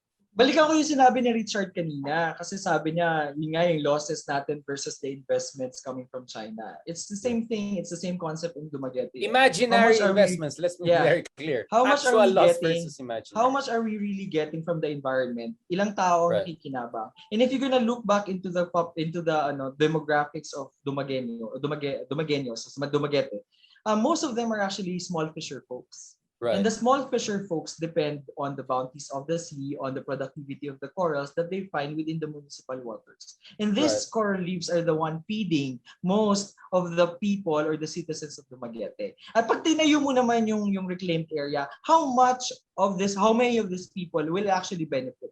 How many of them will actually get food from the reclaimed island? Mas ganun na lang mas ganung concept na lang yung tingnan natin Of course, it's very difficult to put values into things right now kung ilan nga ba talaga because it's very predictive. But this ecosystems, ang problema sa kanila, once you destroy them, you will never be able to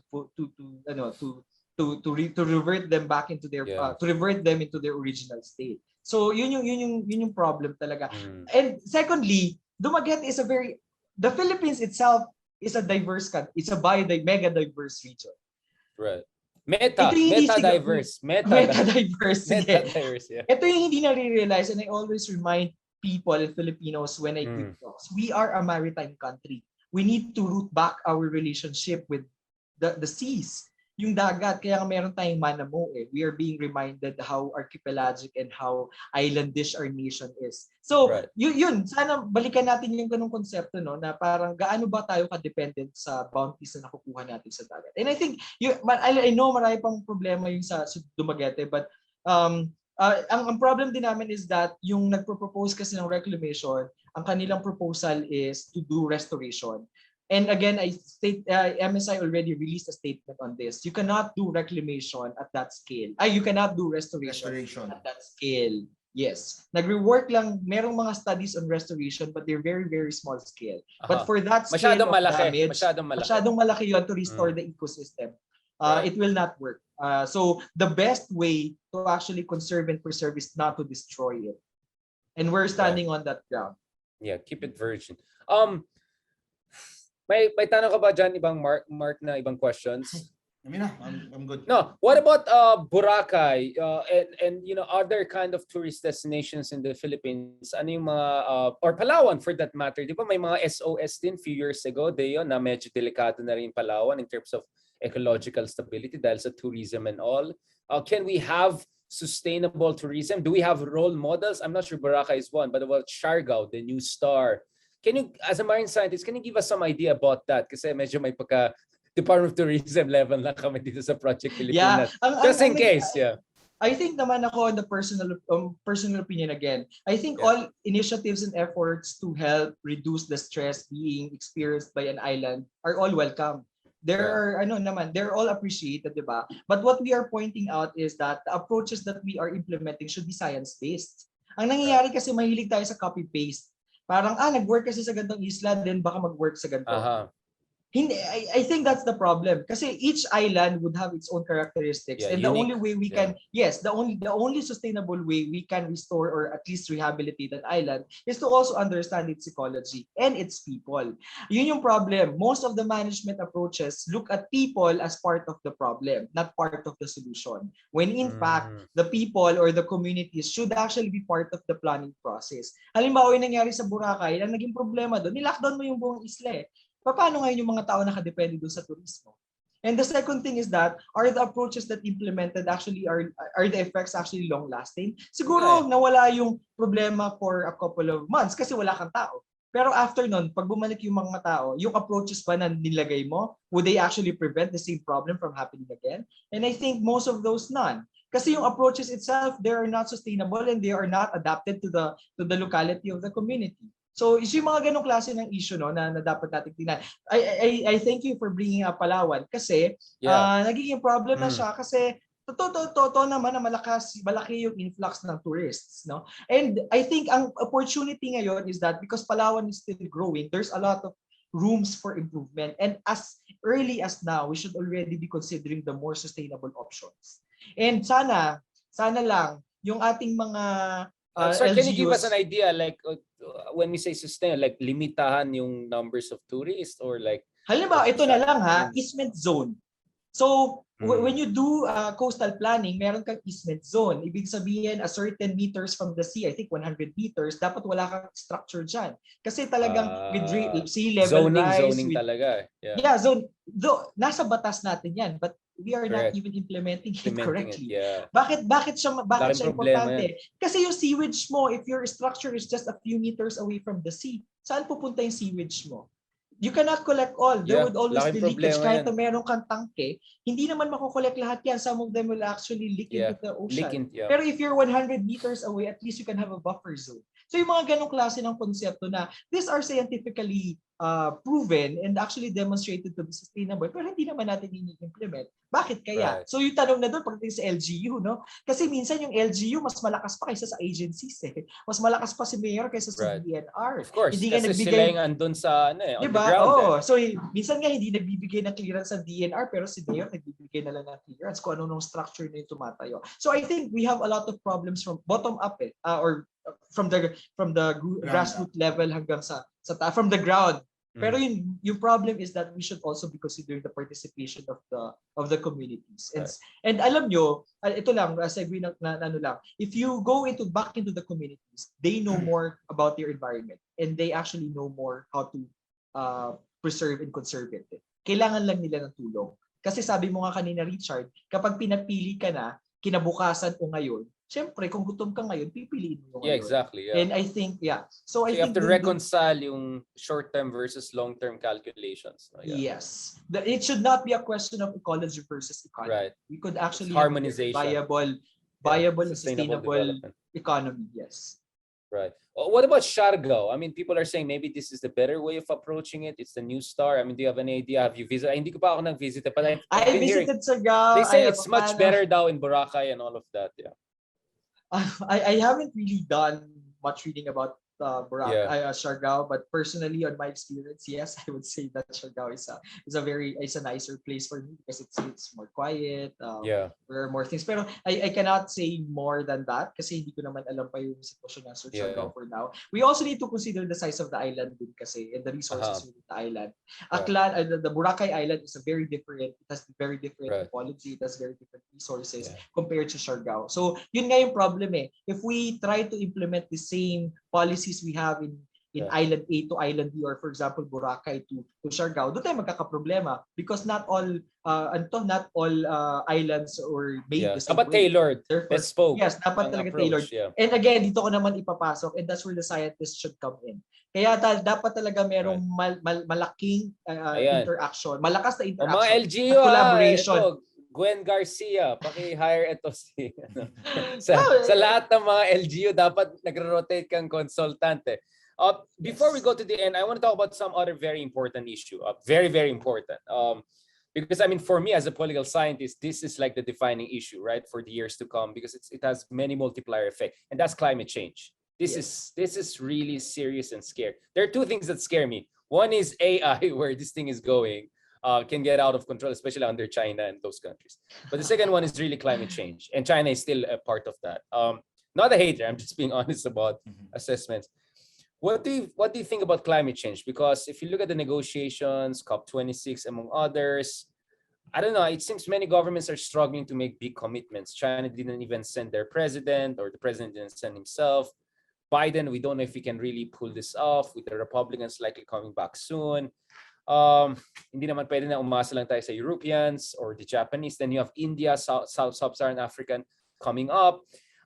Mukhang 1.1 degrees na already tayo, no, from pre-industrial levels. 1.5 was our target. Mukhang malabo yan. So I think more realistically, we're looking at 2.5. Some of the numbers I'm seeing are scary. Jakarta, Calcutta, Bangladesh, a lot of it could be completely underwater by the end of the century as things move forward. Parts of Manila could be like Venice, right? We see that. Not in 100 years, but it could be in 50 years or less.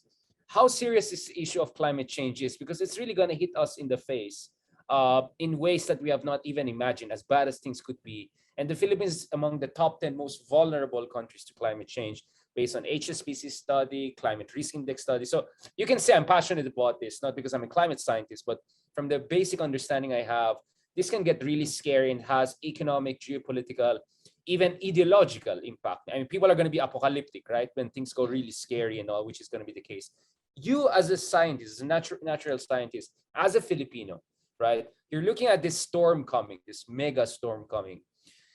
What is your assessment? What do you think we should do? What we are doing right? What we're doing wrong? Where we can improve? And that kind of feeds into your next final points, which is policy recommendation for the next admin. I'm not sure Isko is talking about this as much, or Lenny, or Bongbong, or Sara, or Bato. But I think this is really going to be a defining issue for millennials, especially younger millennials and Gen Z and our children. Yeah, and our children. It is our generation who will be suffering more. Yeah. Although medyo nag-enjoy na tayo before, we're gonna be in 40s probably before this gets really crazy. Yeah. No, I did my PhD in the Arctic and the North Pole. So I had the chance of actually going into the Arctic. The first time I went there was in 2013. Ang goal kasi namin is always to go to the North Pole, go to the part of the area with the thickest ice. So in 2012, when we went there, nahirapan kami maghanap ng ice. From the north of Canada, we were just directly sailing to North Pole. It was in North Pole that we found the thick ice. What did it tell us? Talagang climate change is happening. No, alam mo na, before ako pumunta doon, sabi ko, I know climate change, but when I saw what happened in the Arctic, it hits you. It hits you. Yeah, no, iba yung reality eh. And when I came back to the Philippines, it became more serious for me because I'm from Palawan, and many coastal parts of Palawan have already eroded. And many studies are showing that because this erosion is associated with sea level rise. And predictions would say that many parts of Palawan, I lived in front of the sea, I live on the beach. My family is on the beach. This is home, This is not an abstract problem for me anymore. Nakita ko kung paano yung kapitbahay na nasa harap namin na wala ng tahanan in the past 10 years. Susunod na yung amin doon. And these are real problems of Filipinos. Second, may effects sa geopolitics? Yes. Because how we define our baselines are based on the coast. So how are we going to define our baselines when sea level rise actually come in? Ang problem din sa atin ngayon, one second, Dio. Baka mawala daw lahat ng mga fake islands ng China. Baka climate change will solve South China. Lahat yan, alam mo, sabi nga namin dati, we always jokes niya, Mother Nature will provide. Mother Nature will do the work. She can be a bitch to bad people, right? She can really be a bitch. Sorry about that. It's like, gago kayo eh. It's like, yeah, but going back again, so you're saying you can see your it's our time. You're seeing your communities. Yes, it's not an abstract for us anymore. Especially sa Highland. sa highland communities din, sa upland communities, sa Baguio for example, they are experiencing more drought. They're experiencing actually more warmer conditions. They're experiencing hotter summers. And this actually directly affects or sobra yung rain bigla. Kasi when we say climate change, it could be extreme. Both. Super cold and then damning hot, di ba? Yeah. Yeah. So I agree with you. We are the top 10, but we are also really the victim on this. And I see the problem, and I really see. Ako kasi I always come from the perspective of science, of coming up with numbers. When you talk to politicians, yes, mga lip service nila na, yeah, I know this, I am very passionate about this. Pero ilan sa mga Pilipino apektado na ngayon? Ilan sa ano ang area ng Pilipinas na actually lumulubog na? Kapag hindi natin alam at hindi natin nakikita, hindi natin kasi pinapahalagahan. And I think one of the good things that have happened in the past years in terms of scientific research and climate change, alam niyo Project NOAA? Project NOAA was a project of USC that wanted to look at and predict how much disasters and how much... Kay Pinoy yan, di ba? Kay Pinoy yan, di ba? Yeah. Diba? Si ang project head nun si Dr. Lagmay. The project was absorbed by the University of the Philippines. It is turned into an institute called the UP Resilience Institute. The idea is to really expand the scope of NOAA and understand how much flood are we getting, how much typhoons are coming into the Philippines, how much of the country will be affected, how much of it will be submerged. So again, data is very important because we cannot come up with policies, appropriate and operational and applicable policies if we do not know what is happening on the ground. And it is the data that will actually tell us. Blind tayo, blind talaga tayo. Even though we have the Climate Change Commission, we don't again have the data. Ako bumabalik ako sa datos kasi yun naman talaga ang basihan nating lahat. Ilan ba sa mga Pilipino ang maapektuhan, and that's how we prioritize things. Saan ba sa Pilipinas ang maapektuhan, and that's how we prioritize things. We also have not really woven our laws and policies into climate adaptation. Andun pa tayo sa part na kung makikinig ka sa conferences ng mga agencies and even the politicians, yung mindset nila mangyayari pa lang ito. When in fact, it is already happening. We're already in the middle of the zone, the war. Yes, we are. We are already in the middle. The battle has already started. And yet, nagpaplano pa lang tayo dun sa pagdating. And I think it's very late for us to do that. So, ang bagal-bagal natin. No? And yung in terms of commitment naman, ako kasi biased ako dun sa fact na Philippines is very small. Why do we need to do all the job when the larger countries should actually be but Dio, just to correct you on that, we are actually above average for middle-income countries. I think we're in the 75th percentile. So while we're not as big as China or US, actually compared sa level of development natin, and remember we're 10, 15 million people. Actually, our footprint is not that. We're not Maldives. We're not Barbados. Let's just be honest. Hindi tayo ganun ka-innocent din. I mean, just look at the plastic pollution, all this sachet stuff they're finding. I think it's Indonesia, Philippines, China. Talo pa natin ang China. But actually, I also have an argument about plastics. I think for the longest time, we just accepted the fact that we are the largest contributor, the third largest contributor, when we actually don't have the data. The Yampik paper was so you're questioning the data? Yes, I am. I am questioning that because that was based on inference on per capita index. Sinasabi nilang doon na kapag mas marami kang population that is actually living on the coast and you have a country that is poor and do not put on resources on recycling, then there is a higher possibility for these communities to actually leak their waste into the marine environment. Pero mahilig tayo sa maliliit na sachet kasi hindi natin afford yung malaki, di ba? Pero ang problem ko dito is that sino ba dapat ang sisihin natin? Those who are actually using or those who are companies. I'm not blaming consumers that much. I'm blaming companies. When we accept kasi the fact that we are the third plastic polluter, ibig sabihin doon, we're also accepting the blame that most of the responsibility should fall on us. Pero kung titingnan mo, sino ba ang largest plastic producers? India, Europe, US, Japan, China.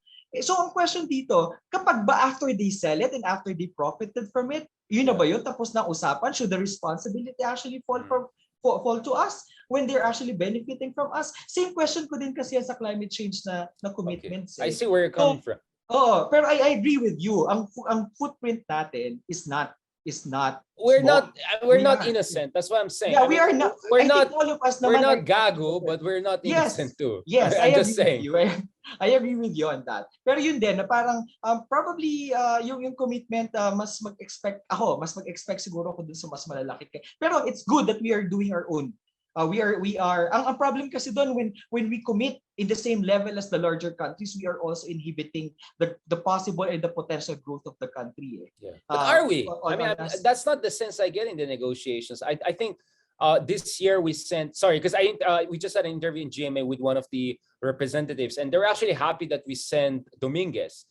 Because I was thinking, like, why are we sending Dominguez? Why not Sano? I mean, in the past, DNR. But actually, it makes sense. He's there to collect money. Like, kayo, mga puti, tsaka yung mga bagong industrialized, magbayad kayo sa amin kasi kailangan naman ng pera. I think we're looking at $100 billion.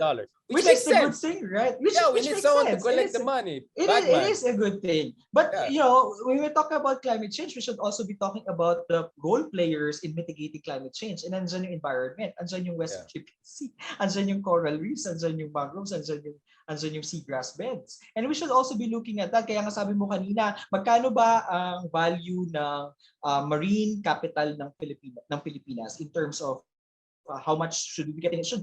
There was an estimate in Pernea in 2017. It amounts to 24 trillions. Yeah. 24 trillion. It can actually, feed the entire Dollars population. or pesos?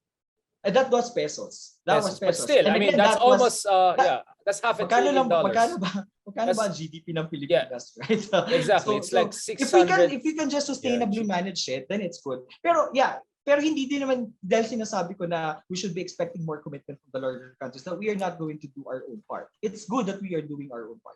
It's good that we are actually committing ourselves. It's good that we are cutting down on our carbon footprints.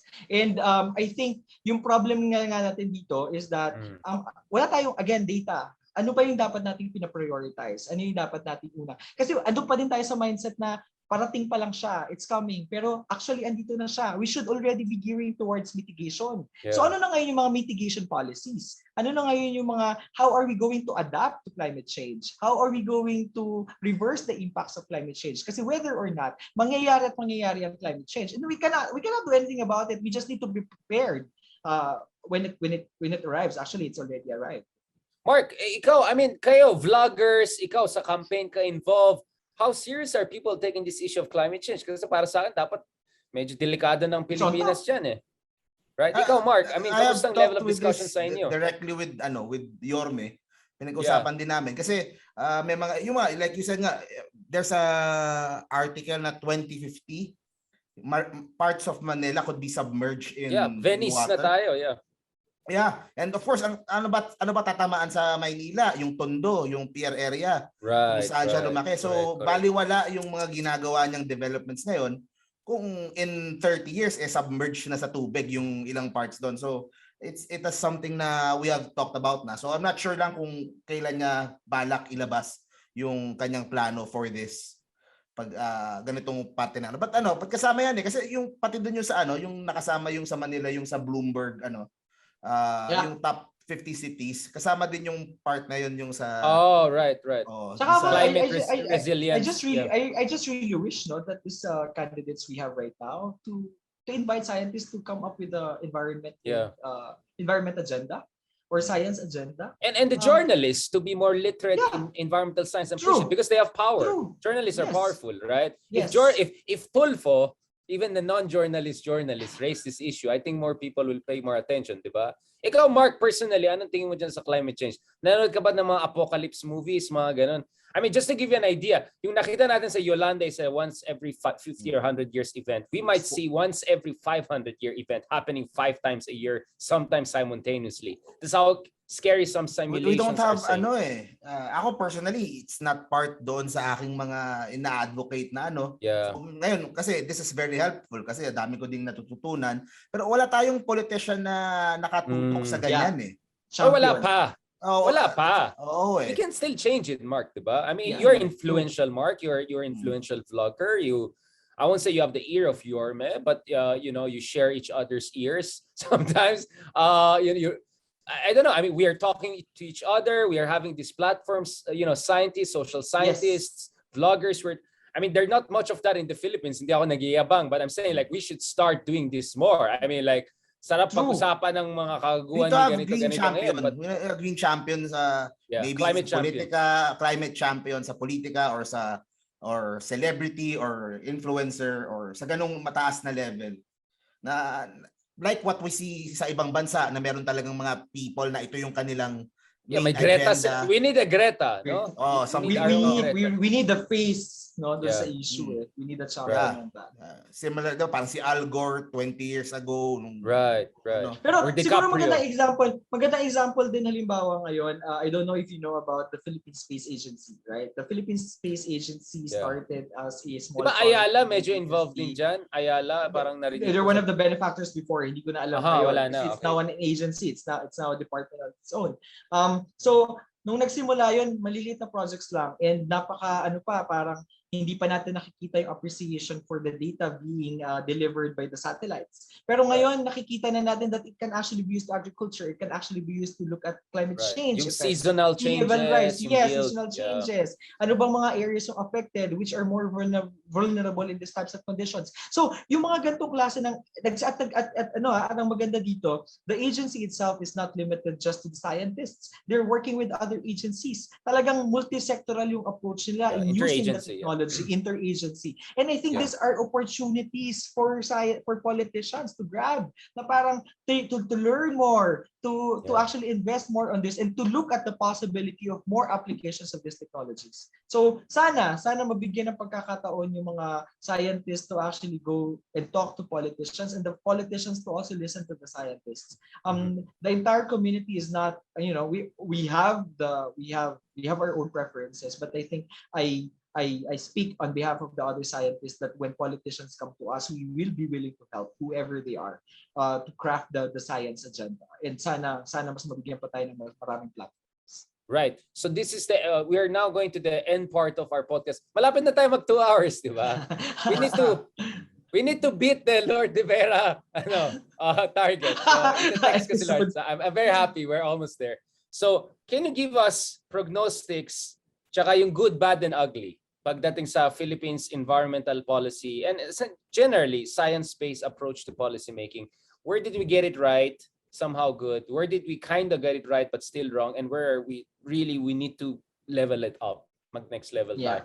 Especially as a new admin is gonna come, whether it's another Marcos, it's Lenny, Isko, Pacquiao, whoever, or Bato.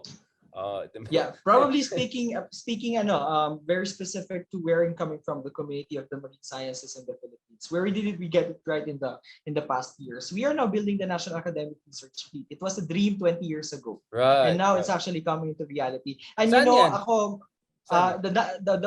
National Academic Research Fleet sa UP the National Academic Research Fleet is equivalent to the UNOL. So para siyang malaking organization, academic institution. Parang academy pala to. Yeah, Academy of Sciences, parang ganun. Yeah, sorry. Hindi naman, parang organization lang siya ng mga research vessels. So we will be distributing research vessels all over the country. Bakit siya importante? Because it will be beneficial not only to the marine sciences but also to other researchers, to other fields of research, meteorology, even geology. So that's actually a very good investment, because providing platforms will also allow for more opportunities to scientists, to younger scientists. And going into that direction of discussion, I think it is also good. We've gone way more than what we have in the past 10 years in terms of opportunities for young scientists. I would like to actually share to you na mas marami na ngayon na gumagraduate na estudyante. Yes, exactly. Because our capital natin ang masters and PhD students. Ang problem na lang ngayon, siguro yung kailangan pa natin i-improve. Ang problem ngayon, we are producing a lot of masters and PhD. I don't know if it's also true in your field, Richard. We are producing a lot of masters and PhDs, but no one is absorbing them. Sa agencies natin, yung labor market compatibility. Yes. Meron pa ding mismatch between those who are sitting in the position and those who are actually qualified to sit in the position. And if we are able to recognize that we have scientists that can actually sit in these positions, we will really change the mindset of agencies.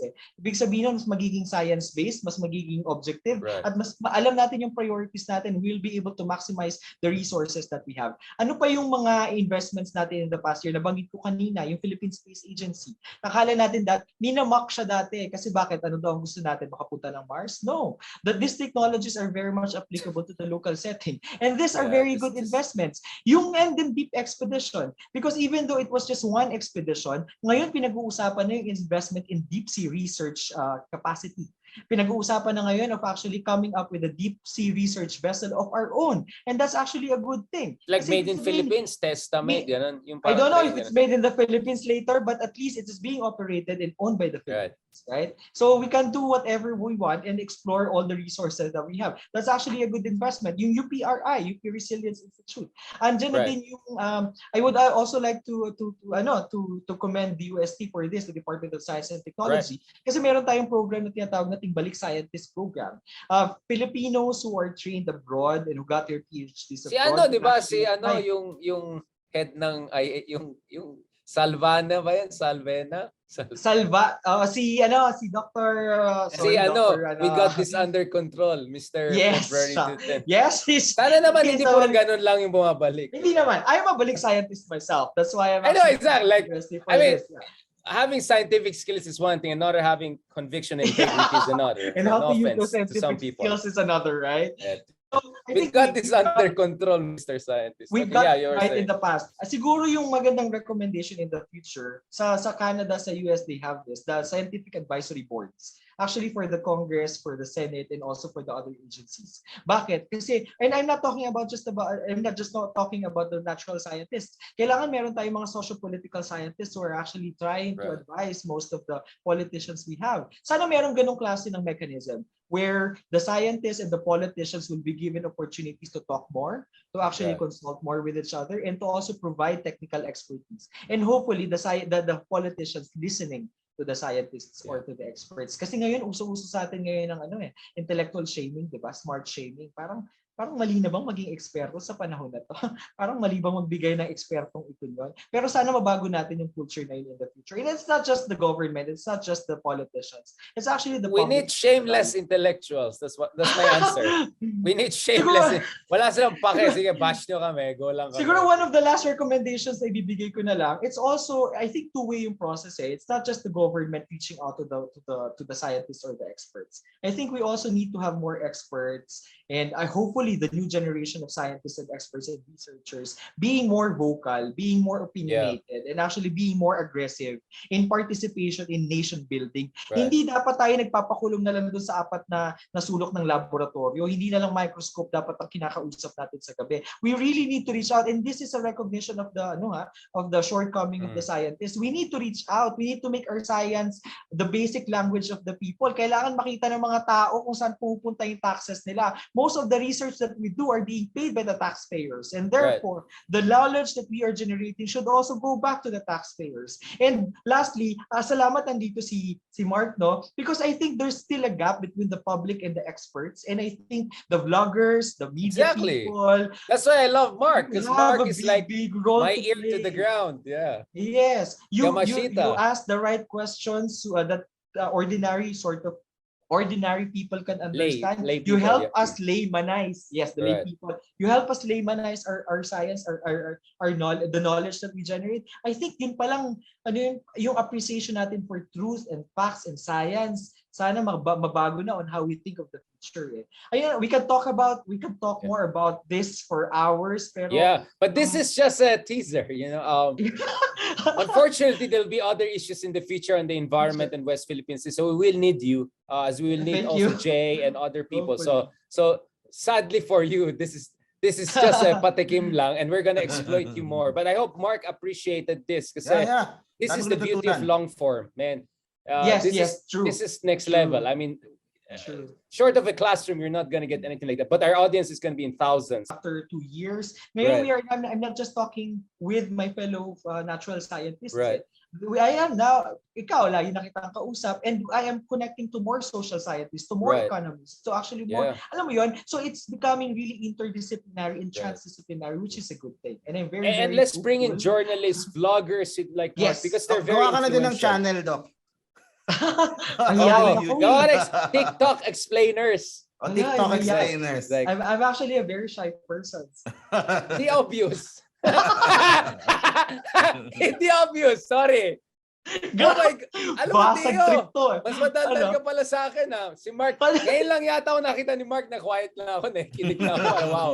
Sorry. I love your Siguro, energy, man. Ang ganda. I love your energy. Trivia kay Mark siguro. Ano? Richard and I knew each other way back. Oh, since from college. Baguio days. UP But Baguio. you're Yes, from Baguio Palawan days. pala, no? But you're Yes, from Palawan. I thought you're from, I went up to Baguio, etc. Baguio. I Yeah. went to Baguio. But man, Tio, I love your energy. It's Thank absolutely amazing.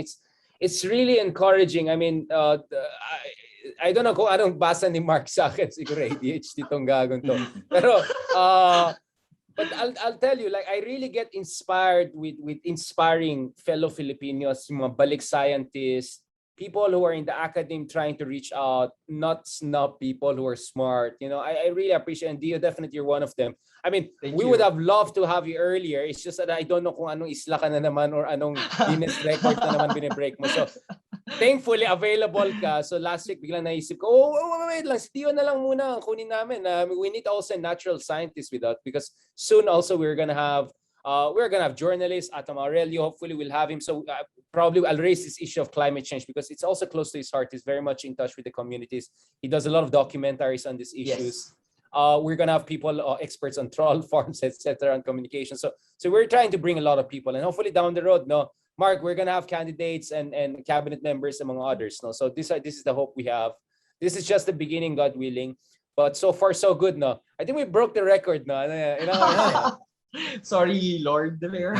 Sorry. Wala na si Lord, wala na eh. Wala na siya. Next day na siya nag-reply, pare, pasensya na, wala na ako. Wala, inom siya ng inom eh. Tapos smoke pa siya. So hopefully, di ba Mark, meron ka ng office soon. I'm building a podcast studio para sa amin ni Richard. So in the future, Joe Rogan style, in person na tayo lahat, upuan tayo. That way, mas madali pang magkantsawan and all eh. Kasi it's online, medyo may lag time and etc. Pero thank you so much, Dio. Thank you so much for thank you very much. Not only sharing, but really passionate. I was saying, siguro may mga iba ganun na response sila sa akin kung like I'm just vomiting stuff. Like, that's really good. I can see it comes from a deep place, as deep as the third deepest place, Mariana Trench and everything you have been through, no?